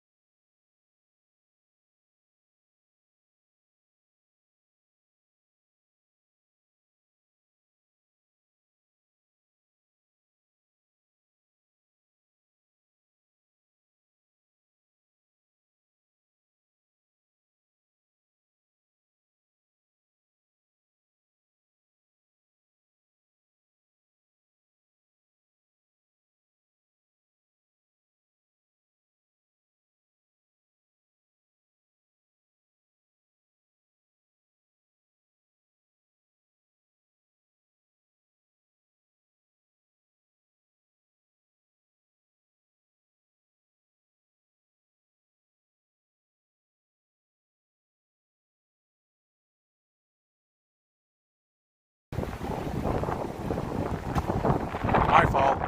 I forgot that I turned the microphone off and I was narrating for about a minute or two there. So let me backtrack and repeat what I was trying to say. It was in relation to the comment that Hope White just put in the chat saying, and they were talking about, they were responding to me talking about the revenue aspect. 1 second here. So, okay, yeah, that's where the CVS was, and it says for lease. I thought maybe something was going in there. Dunkin' Donuts has the little Halloween decorations here. But yeah, when I talk about the revenue aspect, I don't say it to act like it's something one could live off of. Right now, it's very much at a point where the revenue that I'm making for that probably offsets just like some of the effort and things that I try to do to enhance the video content. Like a lot of, for example, the pizza slices. I often will think about that, like, oh, you know, I grew up a penny pincher. I've grown to like, there's a scooter coming behind me. I've grown to like experiencing culture and food places when you have the chance to. But in my mind, I still, you know, I'll eat quick, cheap fast food if I can to save money. But sometimes if I'm doing a video and I think to myself, oh, okay, this will make the video a little bit better to showcase a local pizza place, like Geraci's, for example. When I ate there the first time, you know, would I have gone there on my own if I didn't have Poco Traveler? I probably would have gone at some point, maybe if I was with a colleague, but I wouldn't have necessarily gone by myself. But I figured, oh, this will be good for the channel. So something like that, you know, the revenue helps offset costs of that, or some of the camera equipment that I invest in for the channel. Kind of helps offset that. But of course, would it be awesome if the channel keeps growing, keeps getting more subscribers, keeps generating even more revenue to the point where that revenue grows into, I don't want to call it a full-time job because I don't think I would do this full-time, but to a point where it's like a nice lucrative side hustle. Like heck yeah, that would be awesome too. But at the same note, if that happened, I would anticipate using a lot of those funds to eat and showcase more places, maybe put it toward more travel expenses if I'm like flying somewhere, or when I do start driving, use it to help offset some gas costs if I'm trying to do like a long drive and narrate that. So there's benefits to that, and that's one of the reasons why the monetization is turned on from that. Trying to just put you guys in my mindset with that subject. Again, we're walking down East 9th Street now. I haven't been pointing out what we've been passing, but we're approaching Vincent Street. Got the Ohio Savings Plaza, New York Community Bank. It's funny because those two names aren't even what the bank is anymore. I don't know if they've officially renamed, but I think they're like some other bank branch name bought them out or is taking over. Can't remember exactly what it's called.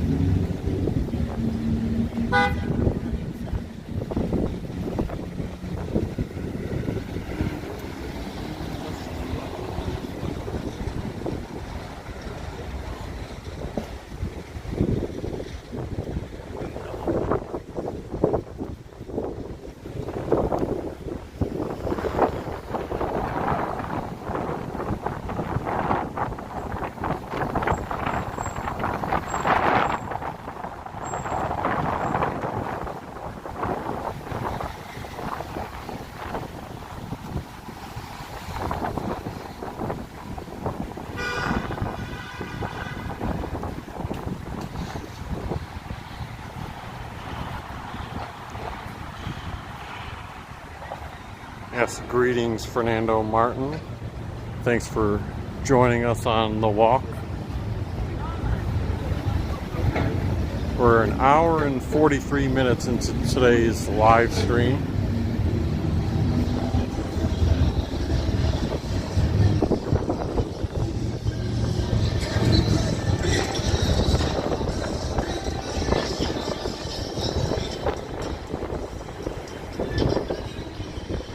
So the City Club, which moved to Playhouse Square now, they used to host their events inside the City Club building, which I'm not quite sure what's happening with that space and what's going to be going in there.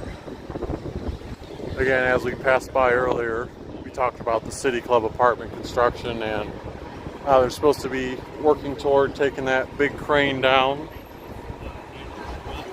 Yeah, a strong breeze was blowing down East 9th Street. Right now we can walk without having the light because the road is still closed. Oh look, they are starting to hoist a little bit of that crane up.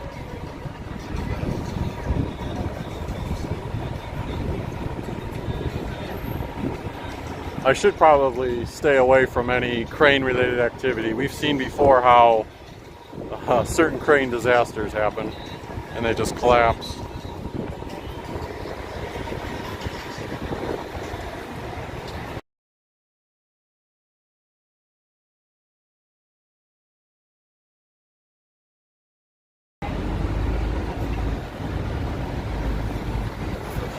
Yeah, it is. It's one of those days where it's windy, but not like like I've never felt like my hat's gonna blow off. There's just certain streets where it becomes a little bit of a wind tunnel.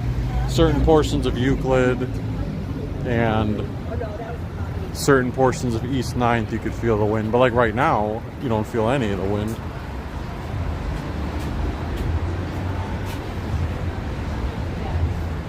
We're outside the Schoenfield. More music.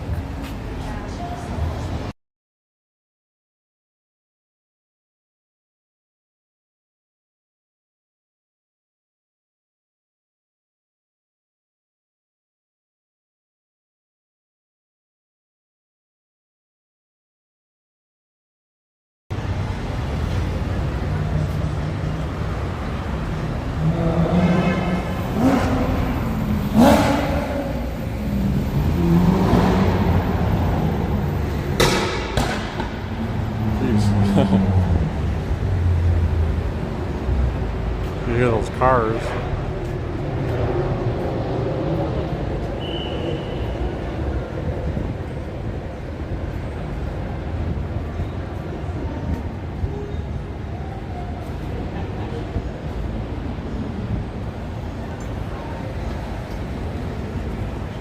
It is 6:32 p.m. right now.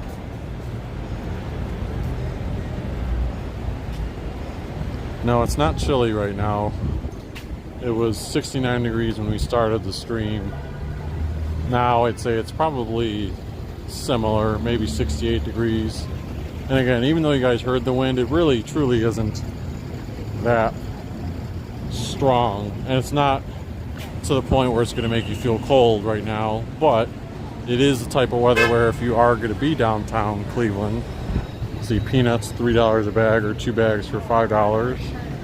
If you are going to be in downtown Cleveland for the Guardians game or hanging out at the bar, you do want to bring like a light jacket and probably pants because it'll get down to maybe the 60s later. I think the exterior here, where Panini's used to be, I don't know if that's, I still am confused whether this place is actually open or it says Parlay. Otherwise, it could just be an extension of the Clevelander. If this place is open, they do a poor job of showcasing it by the windows being all like darkened and shut off. Let me mute the music here.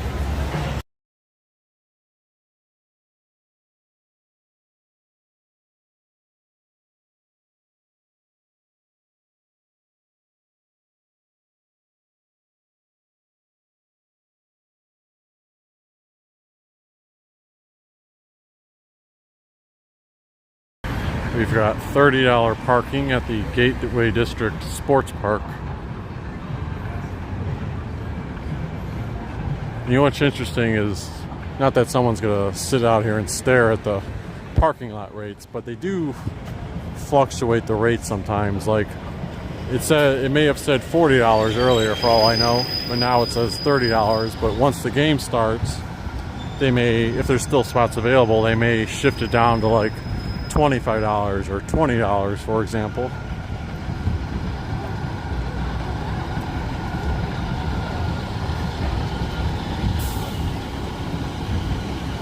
It's like, do you want to play that chess match and wait, or do you just want to find your spot and get to the game and not be rushing? Just depends on whether you're going by yourself, with family, or whatnot. I mean, it's easy for me to say, like, oh, save money and don't park close to the stadium. But when you have people who are older or handicapped, like, I'm not trying to single them out, but like you see, a few people walking with canes, for example, like, you're not going to expect them to park 20 blocks from the stadium and walk that whole way. You know what I mean? So I understand why. It's easier said than done sometimes to just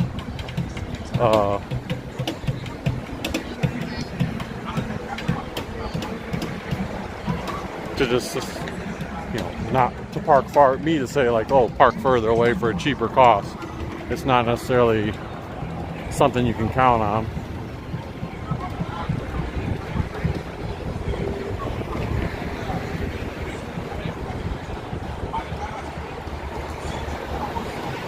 You've got, so earlier I was mentioning the Fanatics Sportsbook. So it looks like it's located right here. So you can get in there without having a ticket to the stadium. It says hours of operation 2 p.m. to 8 p.m. Monday through Friday, 11 a.m. to 9 p.m. Saturday, Sunday. Home game days open at least 2 hours prior to game time through the duration of the game. And of course, no persons under 21 are allowed in.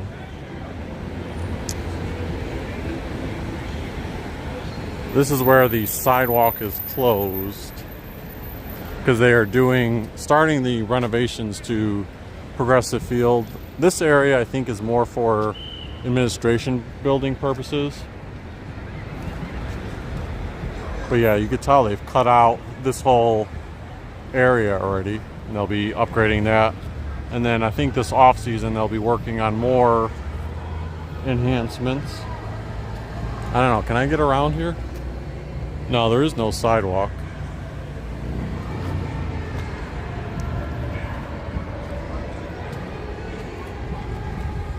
Sidewalk closed. I don't know, it's unclear to me whether it looks like you could possibly go through there, but I'm not gonna walk through there when I see the signs that say sidewalk closed. Last month when I did the live stream though, I did walk through the Erie Street Cemetery, which was another peaceful walk to go through. Now it's the first and only time I've ever been through there. So if you want to see what that was about, go ahead and check out last month's live stream. It was kind of close to the beginning of the video. I offered some historical context to there too. And you've got the brick roads on either side of the street.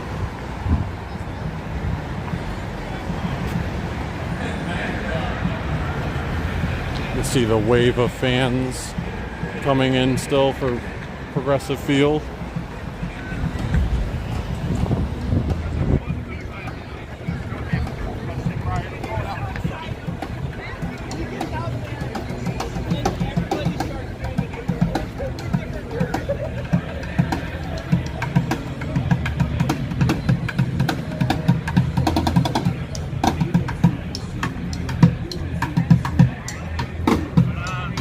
Let's see if I can quickly cut through here. Otherwise I would have had to wait for them all to pass by.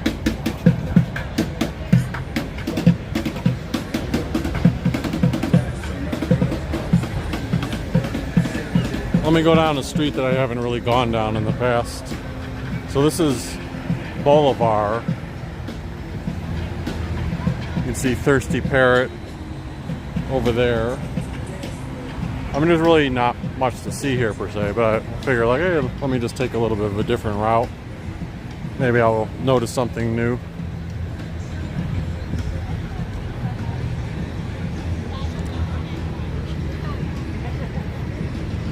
So there's the Gateway District parking along East 8th Street. So East 8th Street is one way. I believe that takes you, you can see it's the back side of the AT&T building.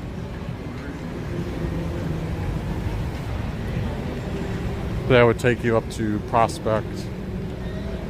What do we have here? We definitely have a long line of traffic trying to get to the closest parking lot to the stadium. But I didn't know this was here. It looks like it's called Fin and Feathers. So is that a, I mean, I assume that's a bar. But again, they have the windows kind of darkened so you can't quite see inside.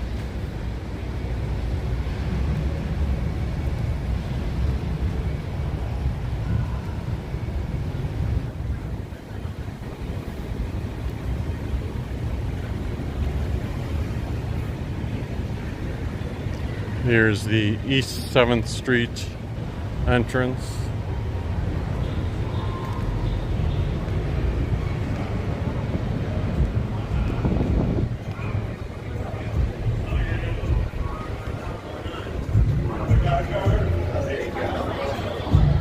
Here's my military card.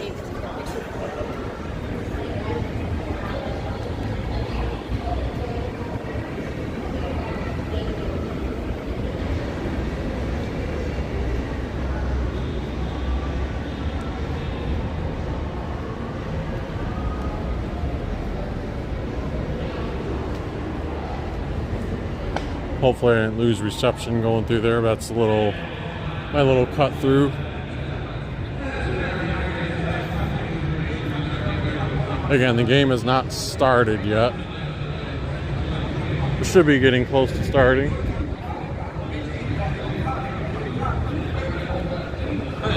the AM wild card race. Fernando Martin says, do you know how much it is for a ticket for the game? I feel like they have kind of like some cheap standing room only tickets, but I have not looked at the prices, so I don't know if those still exist for sure. So no, unfortunately I don't know, but someone could pop online, or someone who knows more in the comments maybe can let them know what a cheap seat is. And of course, if you're referring to more closer up ticket, maybe someone could offer some general price ranges on those. And there's probably some last minute, I mean, these games aren't going to be sold out, but there's probably some resale tickets on like StubHub that you could look into as well.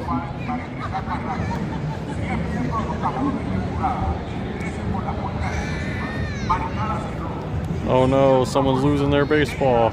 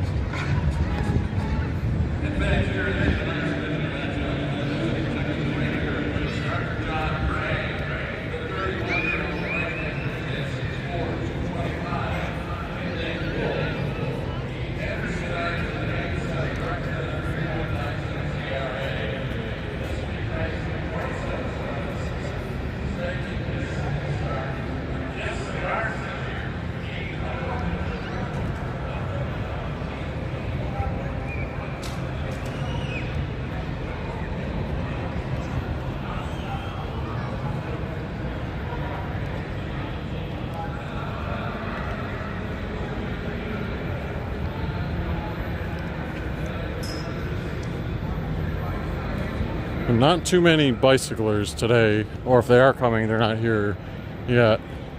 Nice to see they, at the moment, at least have one security, not an Indian security, but or Guardian security, but it's looks like a Gateway security staff member standing guard on the bicycles.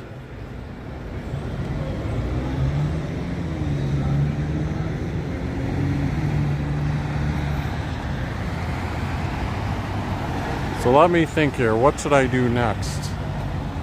Because I was thinking of going to see the Sherwin-Williams construction up close, but I would be repeating the same exact route that I just took closer to the start of the live stream. Maybe I should mix it up a little bit and check out the area that's across the street, because I haven't really done that on a live stream before. And maybe that was enough to what I showed of the Sherwin-Williams building from a distance to get the perspective for the September update. Oh, there's our chance. It's a busy intersection, so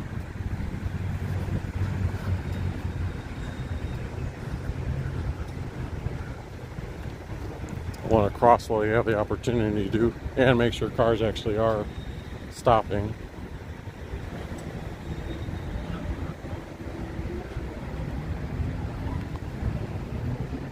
So I think there's if I'm not mistaken, I think there's stairs down there, but I'm not 100% positive. It takes you downward to an old parking lot area. But this little area here,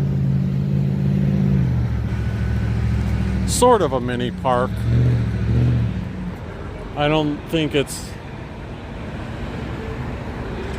heavily utilized.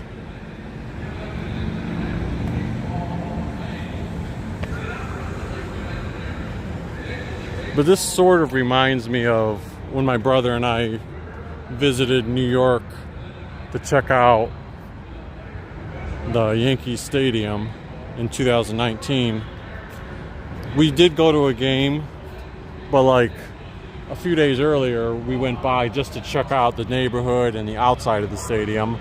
And there was a spot where you had like a little park like this and some seating areas, and you could sit down and sort of hear the crowd and catch the vibe of the stadium without actually, being in the stadium.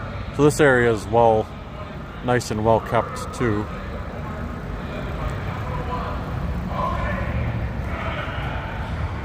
I'm just going to quickly try to get a drink of water. Let's see if I can manage this with one hand because I don't have my tripod on. Well, one thing you can tell that it is used for is people who are coming off the bridge. And again, I don't come here often, so I wouldn't have known this otherwise, but people who are coming off the bridge are using it as like a little biking detour. Just in this short span that I've been sitting here, you've seen 3 bicyclists go by off the Lorraine Carnegie Bridge. Okay, just getting ready to drink my water.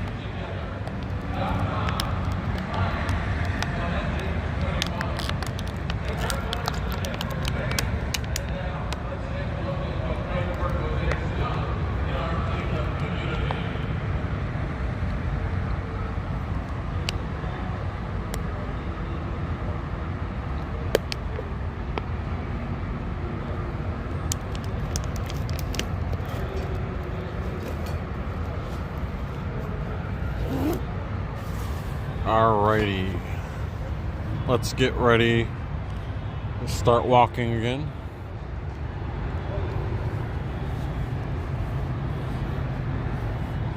Sorry for the jerky camera work, that was just me standing back up.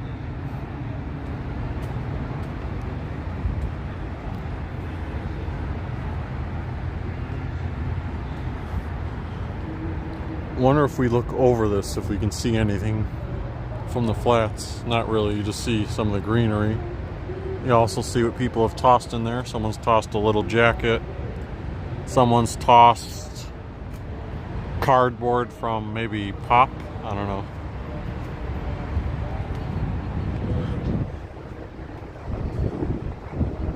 How did this happen? Like, did a car come over here and like ram into this one time? See the metal gate? It's like really bent there. I feel like it would have done different type of damage if that was a car though. The only way I could see it happening is maybe if the car somehow came up here and hit like part of it going this way, but didn't slam full force into it.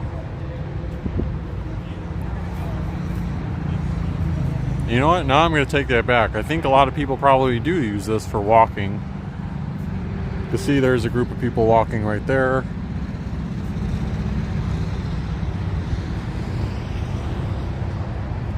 Now I know in the past, I don't know if it's still like this, a lot of people would park like around the West Side Market area and then walk over the Lorraine Carnegie Bridge. So maybe instead of crossing that intersection up there and going in the Centerfield Gate, maybe people walk down this path and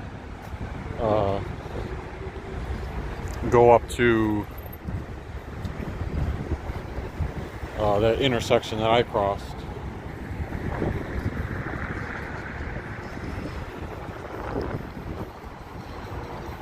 We've got a, what's this map for Cleveland? Oh, Cleveland area bike map.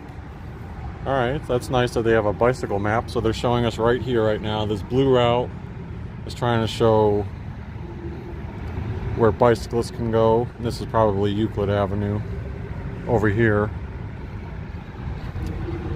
And it's also showing some other nearby bike trails. It doesn't have the name for the bike trails, but just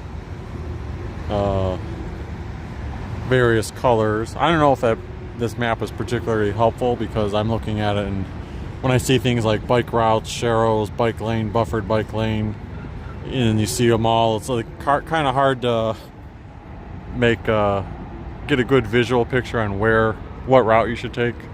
I would still use Google Maps, but nice that they have something.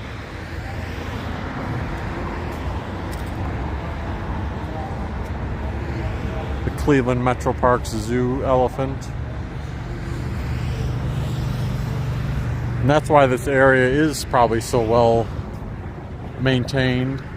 Tree plantings, Cleveland Metro Parks, courtesy of NOPEC. And then also, I guess this is a little part of the Cleveland Metro Parks, which I think I knew, I just kind of wasn't 100% sure. And there's another one of those elephants over there.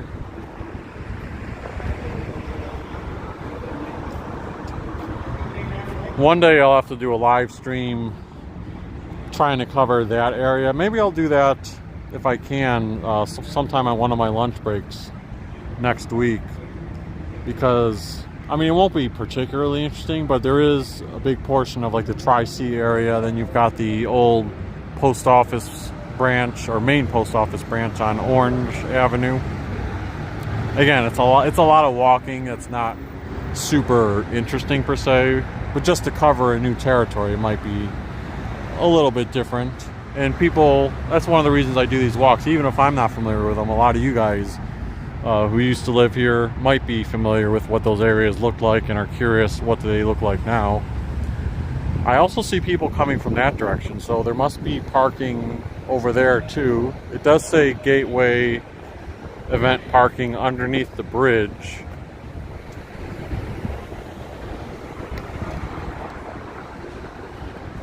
And then you've got the Fire Museum over there. I should look up that and see if that's like a free museum or you have to pay to get in there or what that's all about. So how about instead of walking back toward downtown Cleveland, maybe I'll walk the Detroit Carnegie Bridge here.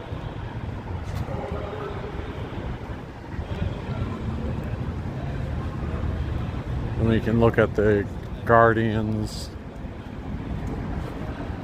of traffic statues along the way. We also get some nice shots here. Ooh, look at that. Doing some rail work down there, and they're burning something.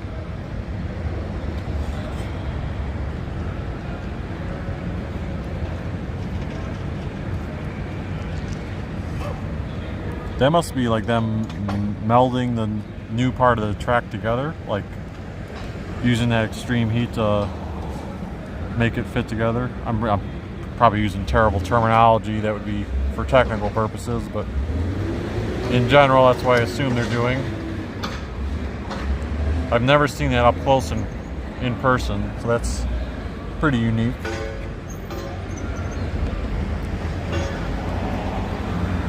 I think this would be a component of, if I'm not mistaken, where the green and blue lines would be going. Yeah, because the red line would be going across the, well, not on the Detroit Superior Bridge, but close to it. Oh, look, and here's a train coming right now. So let's see how this navigates. You've got the one guy waving the yellow flag. The train is stopping, probably making sure that it's going to go on this set of tracks over here.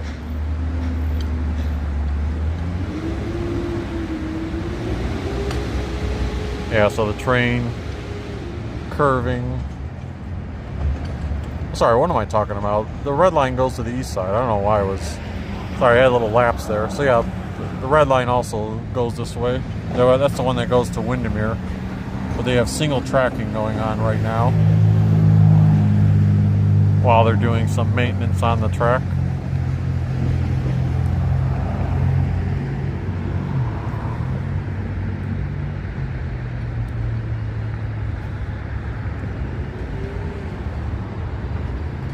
It's always nice to see different perspectives of where the Sherwin buildings will be. Oh, you know what? This would be great too to look for the height. Although you are a little bit misleading. Remember earlier I was talking about comparing the 4 buildings and their heights? So there's the 4 buildings again. Huntington, which is the shortest of the 4. Key Tower, which is the tallest. Terminal Tower, and you're seeing the tip of the construction of the Sherwin building sticking out to the left of Terminal Tower. Now, because Terminal Tower is the closest to us, like right now you may think like, oh, it looks just as tall as Key Tower. So perspective wise, you can't make like a fair comparison, although you still can kind of tell that Key Tower is the tallest. That's a nice way, another way of seeing all 4 buildings at once.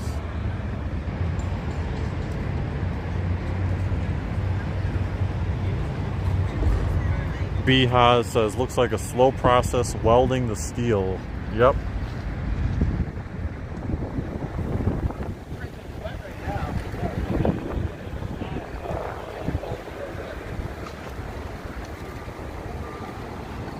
Let's try to make a bet, okay? Because I was wondering earlier, do people going toward the baseball game, are they more likely to go straight to the home field gate, or are they going to make a left turn down this Metro Park? Place your bets. Where are they going? Straight or turning left? Well, too late to place the bets. They're already navigating toward the right side, so they're going to be going straight.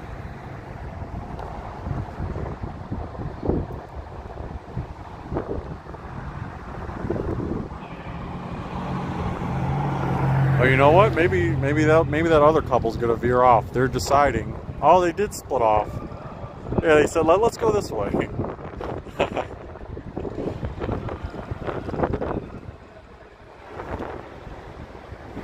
Oh, and that spot that I was talking about earlier, where I was like, I'm not sure if the stairs are still active. You can see there's people. Let me zoom in a little bit. There's people walking that right now.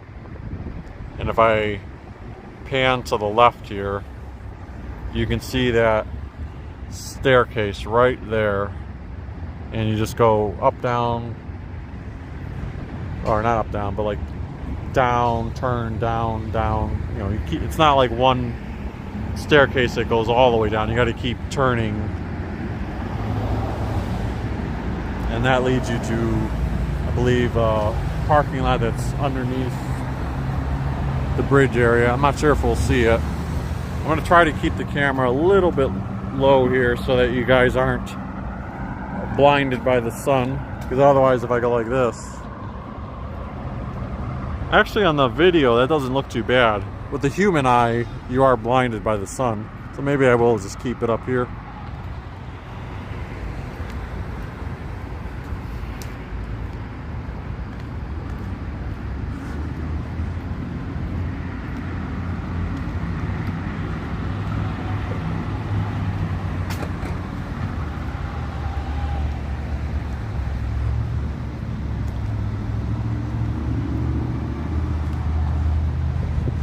Welcome to the live stream, Kevin Allman. It's been a long live stream today. Over 2 hours we've been going. I can hear the fireworks starting. So it's 7 o'clock, so first pitch is getting ready. Let's see what else we got down here.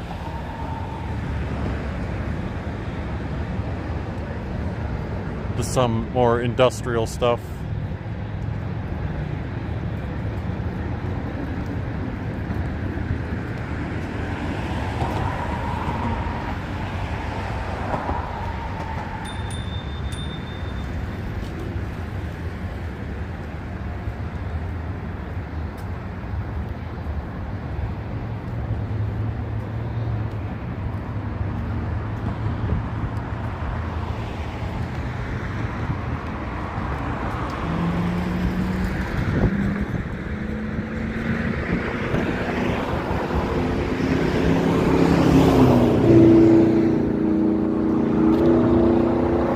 Cars speeding on the highway, not highway, the bridge.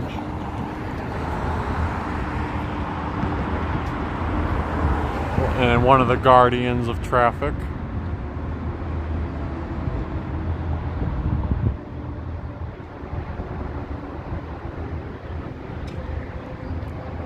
you ever come and walk by, they're all holding different modes of transportation. Like there's one being held there, but then these statues would be holding other versions of transportation.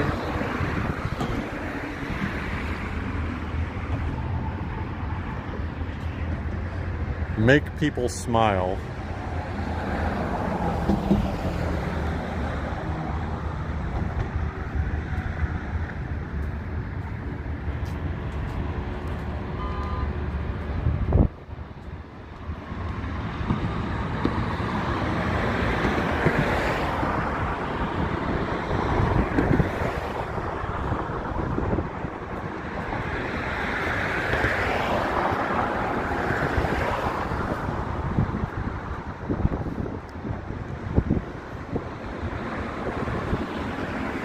So I know that area over there that I was talking about with that staircase.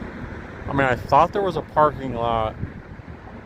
I know there's a parking lot here, but no one's really like parking over there. So I don't know if that's just because no one's utilizing it or if that parking lot is blocked off.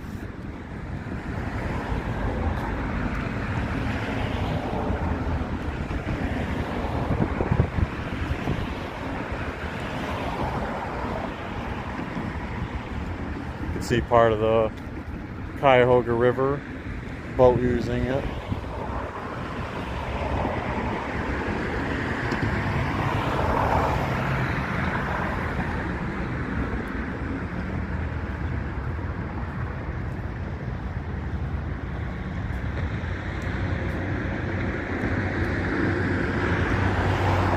Oh, another thing that's moderately interesting.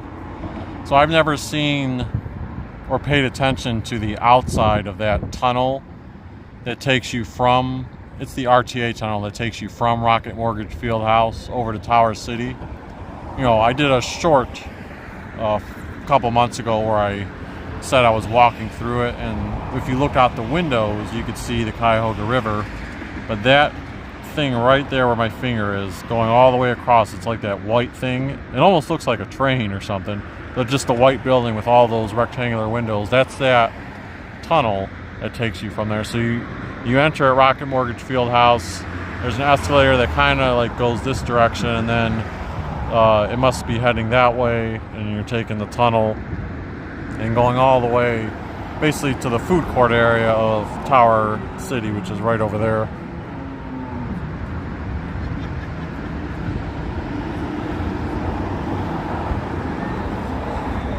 And then the existing Sherwin-Williams building, where they've been headquartered for a while, is somewhere along those areas. I mean, you can see the Sherwin-Williams logo. I know it's blurry when I'm zooming in, but they've been located in that vicinity. So they're getting definitely a big upgrade going from there to this little skyscraper that's being built.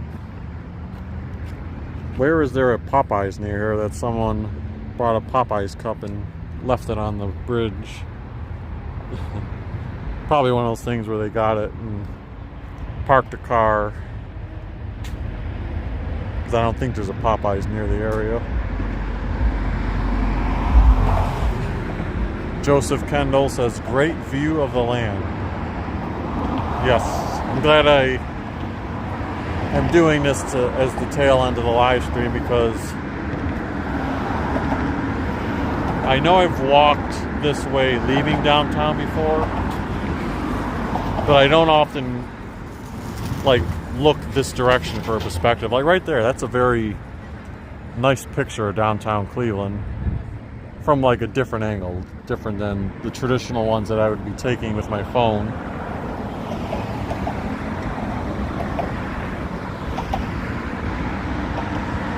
I mean, I'm almost tempted to start ending the live stream here, because I want to take a picture from this like shot right here and use this almost as the thumbnail for this video. And I probably should, because my battery is getting down to 28% right now on the phone. Perishable Goods 13 says, current Sherwin building is the 3 cutout things on the rear side of Jack Casino.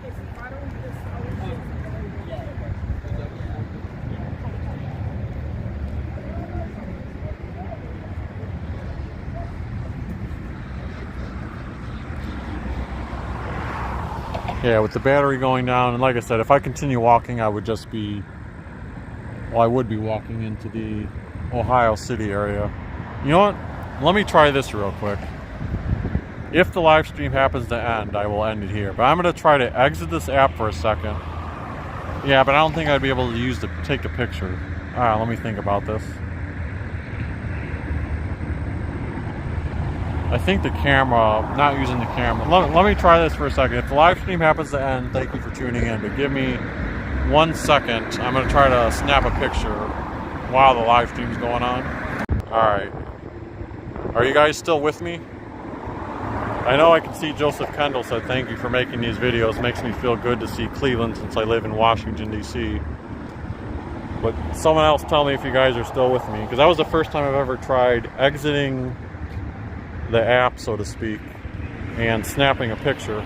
Oh, nice. Well, I don't know if I can rely on that regularly, but that would be nice if I could do that in the future. Because one of the number one thing I hate about, I don't want to say, again, I use the word hate loosely. The number one thing I hate about doing these live streams is, like when I'm walking for over 2 hours, sometimes there's like that really nice picture where I think, oh, I'd love to use this as the thumbnail for my video, but I don't have a second phone with me. And I've never wanted to leave the live stream, so I say to myself, I just won't take the picture.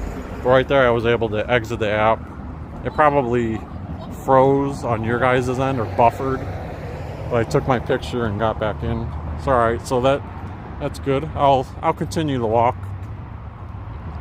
Might as well let the battery go for a little bit more because I'm gonna have to catch a bus anyway. So I'm going to be walking toward Lorraine Avenue to catch a 22 bus regardless.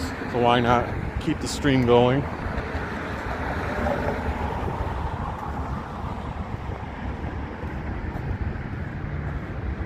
And I'll mostly be probably pointing the camera this way because if I keep pointing the camera forward, you guys are just going to see the bridge ahead of us. Oh, did someone hit a...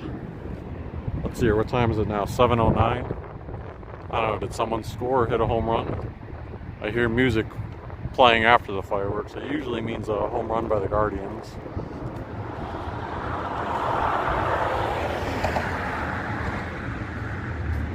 Although I didn't hear the roar of the crowd, really.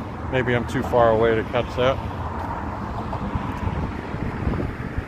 So here, is there anything actively in these buildings down here? We've got the open field here that's kind of overgrown.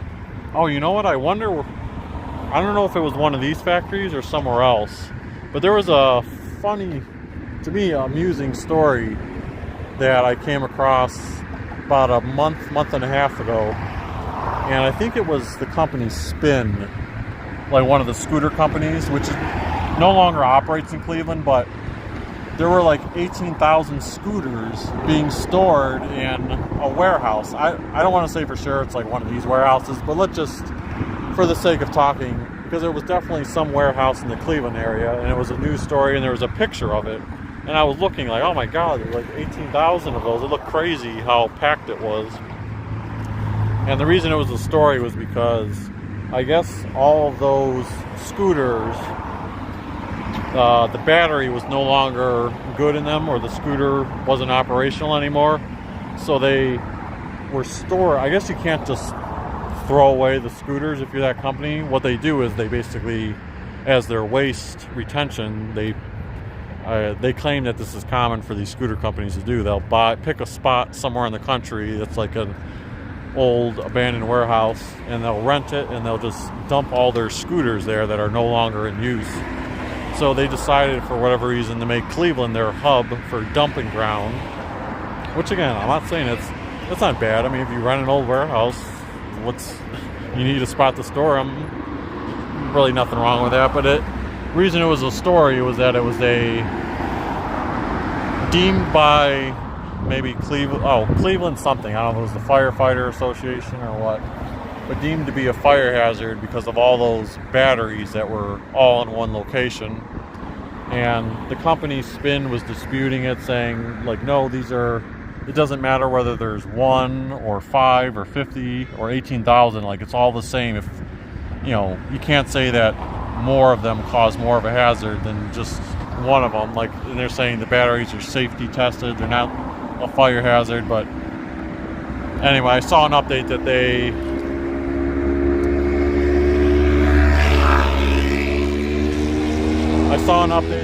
ended up they agreed to remove all the scooters. And what is going on down here? There's 3 cars. They're kind of lining up, and then there's a crowd of like 5 or 6 people outside of the cars. Are they going to do like a little drag race or something?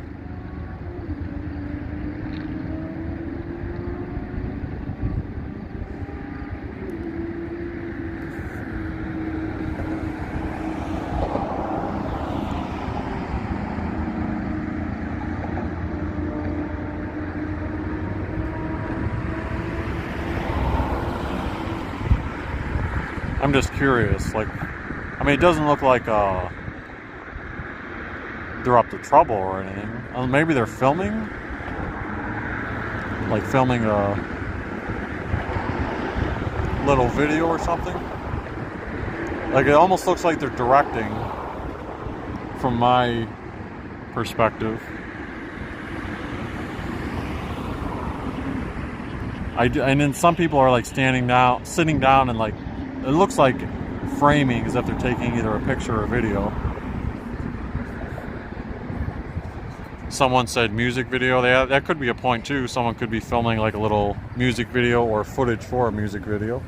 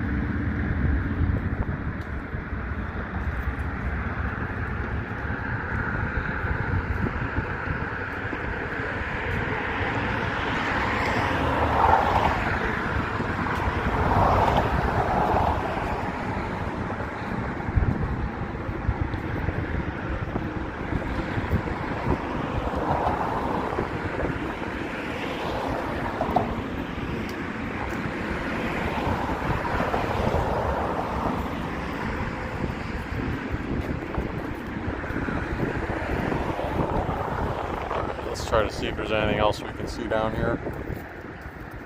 These places look, again, relatively abandoned. It's not to say that they are, but kind of like boarded up and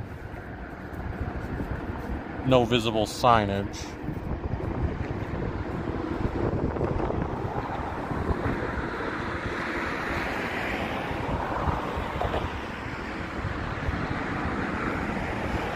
I'll make up for not going up close to the Sherwin-Williams building earlier by zooming in for you guys here.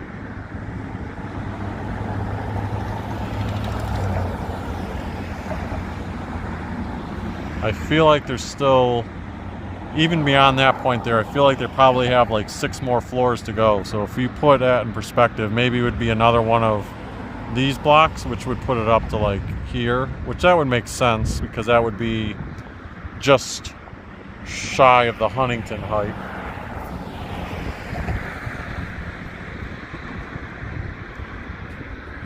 Bethuel Ain says they should hire me for that music video. Well, I mean, I know I'm good at shooting walking tour videos and starting to get some things for when I shoot vlogs, but I am far from an expert in like techniques used for, I'll call them like documentary style or other videography type features like that. I do think it would be cool. I've always thought to myself that doing a documentary on some type of subject that I find interesting would be cool. And not necessarily even for the topic itself,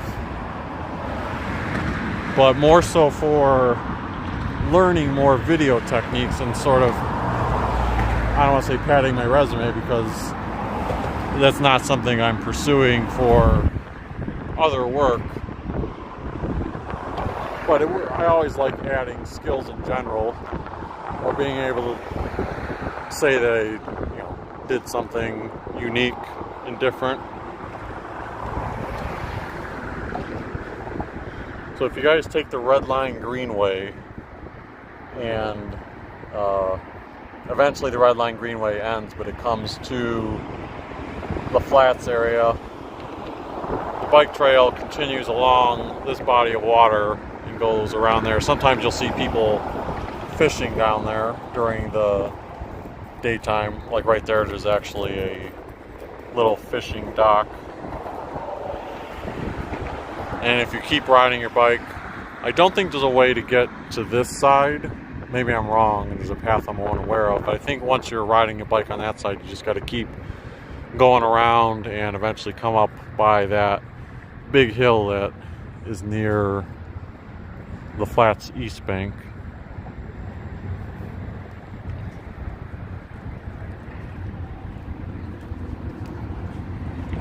Got a couple people walking late to the game.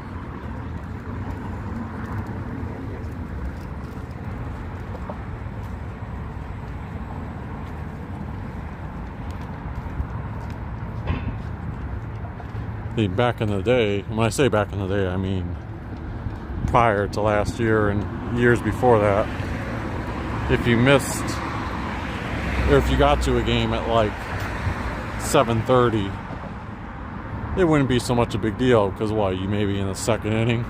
But now with all the rules they've made that help speed up the game, sometimes these games could end in like 2 hours, so you might already be like in the fourth inning, as opposed to in the past being in like the second inning if the game's going quick. I haven't showed this way much, but you've got a lot of bridges and connectivity through Cleveland. This is the bridge that get into downtown Cleveland, but if you're on the highway, you can see the highway and all the cars just over there, and you can get off some of the exits from there to get into downtown Cleveland if you weren't taking city streets. I'm still very naive to the names of highways. Once I start driving, I'm sure I'll become more well versed, just like all these other drivers are. If someone gives me a ride, they'd be like, oh yeah, I'll take they start naming numbers. And I'm thinking to myself, like, I'm nodding my head like, yeah, I have no clue what you guys are talking about or which routes you're referring to.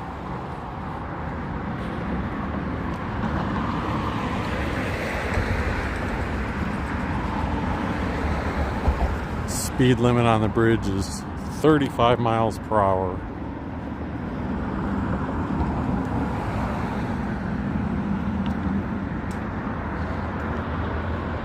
I used to think 35 miles per hour was like, oh, that'd be intimidating to drive, but then at times it seems like turtle speed. And then forget it when you go to 25 miles per hour, then it really seems like turtle speed. Especially if there's clear roads in front of you. Over there you can see some significant construction going on. You've got that one that's a little more finished, but it looks like they're going to be putting up another one there. As far as I know, that is all going to be new housing put up in the flats of Cleveland. So that's nice to see some developments in the flats, and you could easily see that leading to, I don't know, maybe there'll be more restaurants. I know you've got, it's hard to see right now because trees are blocking it and we're sort of at an angle, but you've got Brewdog over there, which from here I can see that the parking lot is again jam-packed for that place. That place always seems like it's popular. But you've got Brewdog there, And if that's popular, and the Flats East Bank across the other side of the flats is popular, and you've got housing moving in here, maybe you'll start getting more developments and more restaurants. Maybe you'll have a vibrant, flats area over here too, as far as other restaurants wanting to move in.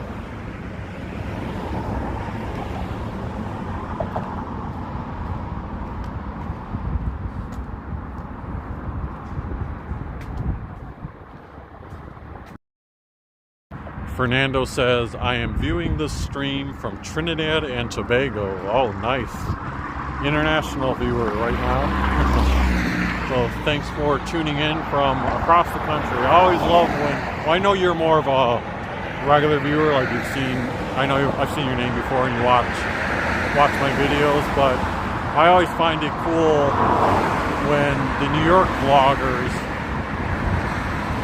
do their streams and you have people jumping in from across the world, because I always feel like people who have never really experienced New York and are in other countries, when they think of the United States, like New York City is the thing that comes to mind. So I'm always a little jealous about how a lot of the international viewers just flock to that, because the international viewers typically, if they're not familiar with the United States too much, they're not going to be Googling for a Cleveland live stream, or when I'm out in Salt Lake, they're not going to be Googling for a Salt Lake live stream.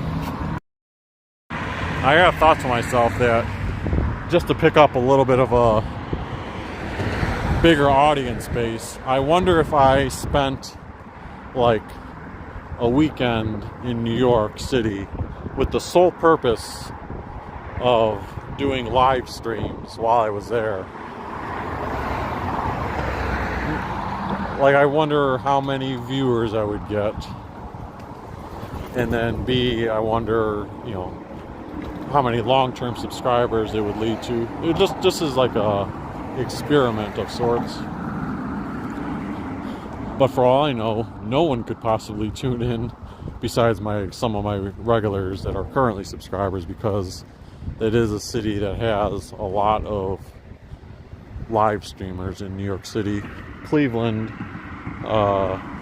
you've got me, and then you've got Shocking Guy, who does more of the, he's a different genre sort of his Cleveland videos.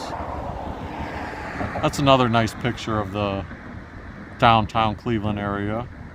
And once this development's finished, this will be nice. I don't know why, I didn't realize all this green grass area was here. Part of the bike trail, you can see, also cuts through there. Yeah, I don't know why. I'm trying to think, was this always green grass here? It just doesn't seem like I remember that. I thought it was pavement.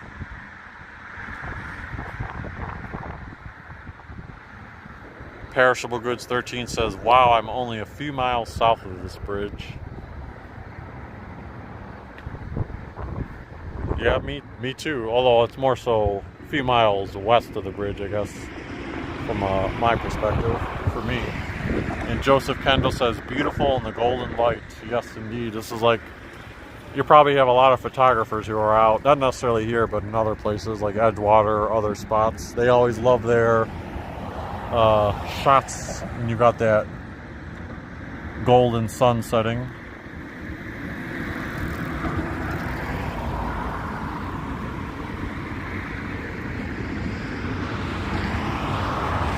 Over there is the Foundry, and anytime you see the Foundry, you know one of the Cleveland script signs is there.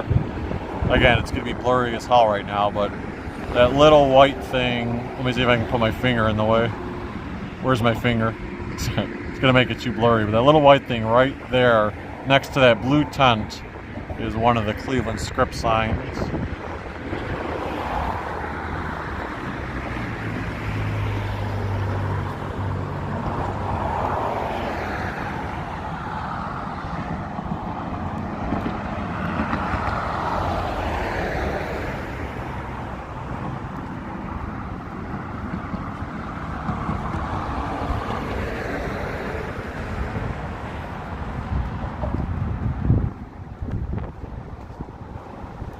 So Some more guardians of traffic.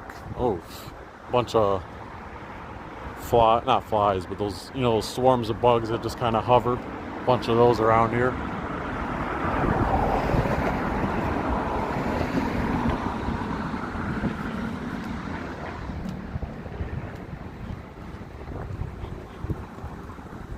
And then just over or under the bridge, however you want to look at it, you've got some of the housing developments.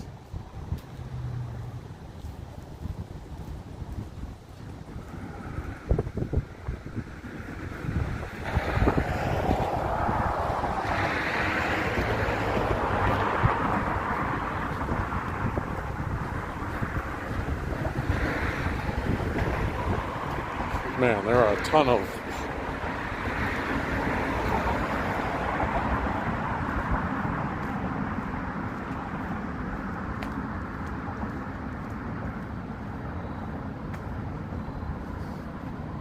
I had to cover my mouth there because there was a swarm of like 400, 500 bugs. They are everywhere over these plants. I don't know if it's the plants or the fact that the sun is just setting, but there's pockets of these bugs everywhere. Perishable Goods 13 says, and you still have battery life? Nice walk tonight. Yeah, I started with 100% battery, and right now at the 2 hour and 42 minute mark, it is 16% battery remaining. But usually when it gets to 15%, that's when the icon turns red and it kind of warns you. Yeah, in fact, right now it's at battery power 15%. And oftentimes when it gets to 15, for some reason it just seems to like start accelerating quicker and quicker to like below 10%. Joseph Kendall says, what is the name of the bridge you were walking over? It's the Lorraine Carnegie Bridge. So on the going toward the west side, you've got the Lorraine Carnegie Bridge, which is this one, and then the one that I more commonly walk or ride on, which would be along where Superior Avenue is, like in that direction. That's the Detroit Superior Bridge. But you can see how wide and protected this is, so that's why you would see like a lot of bicyclists using it. They do, once you get off the bridge, you can see by Lorraine Avenue up there, try to have a semi-protected bike lane as well, at least until West 25th Street.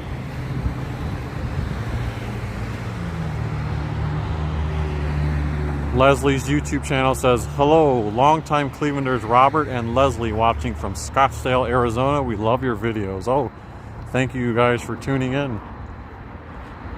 I don't know if I remember your name before ever leaving a comment, so thank you for being enjoying the videos, and thank you for leaving a comment. I know there's a lot of silent viewers who subscribe too, but I always encourage,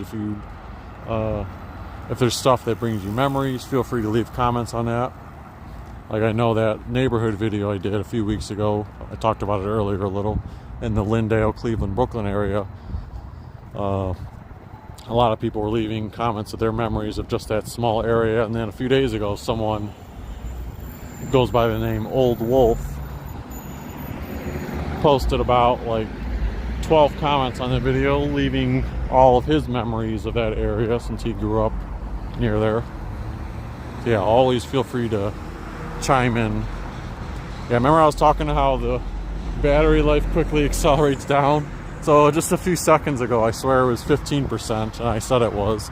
Right now it's 11%. So you get a quick drain on the battery as you go down. Technically I do, oh now it's at 10%. Technically I do have my battery pack with me. But when you're operating on the gimbal, it's going to weigh down, like the cable is going to keep weighing down the video, and it just doesn't work out that smoothly. So what I'm going to do is I'm going to do my verbal sign off right now, and then I'll walk just a little bit further until I think the battery's close to dying. Remember, if you guys liked this 2-hour 45-minute video and you haven't already, hit that like button.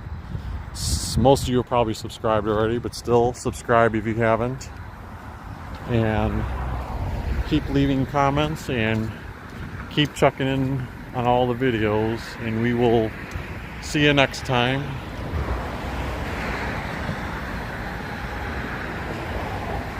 That bridge right there is another bridge that goes toward the west side, but that's the one that the Red Line Rapid takes. So this street would take you into the flats too, up by, that might be Columbia Road. But yeah, that bridge is the one that the Red Line takes to get in and out of downtown Cleveland to the west side. And then you can see the West 25th Rapid Station right here on the left.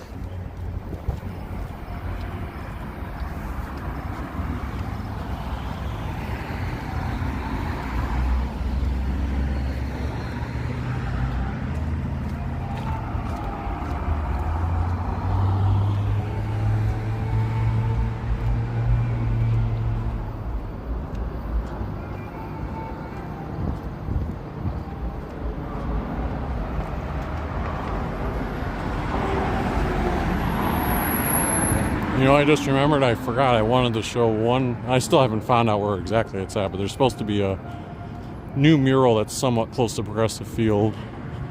I'm getting bad at missing these murals. There's that one in the flats, the west bank of the flats that I've missed.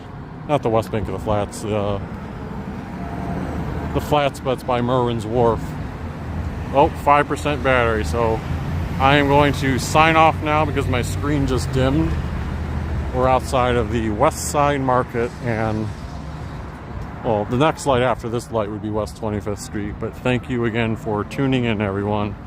We will see you next time.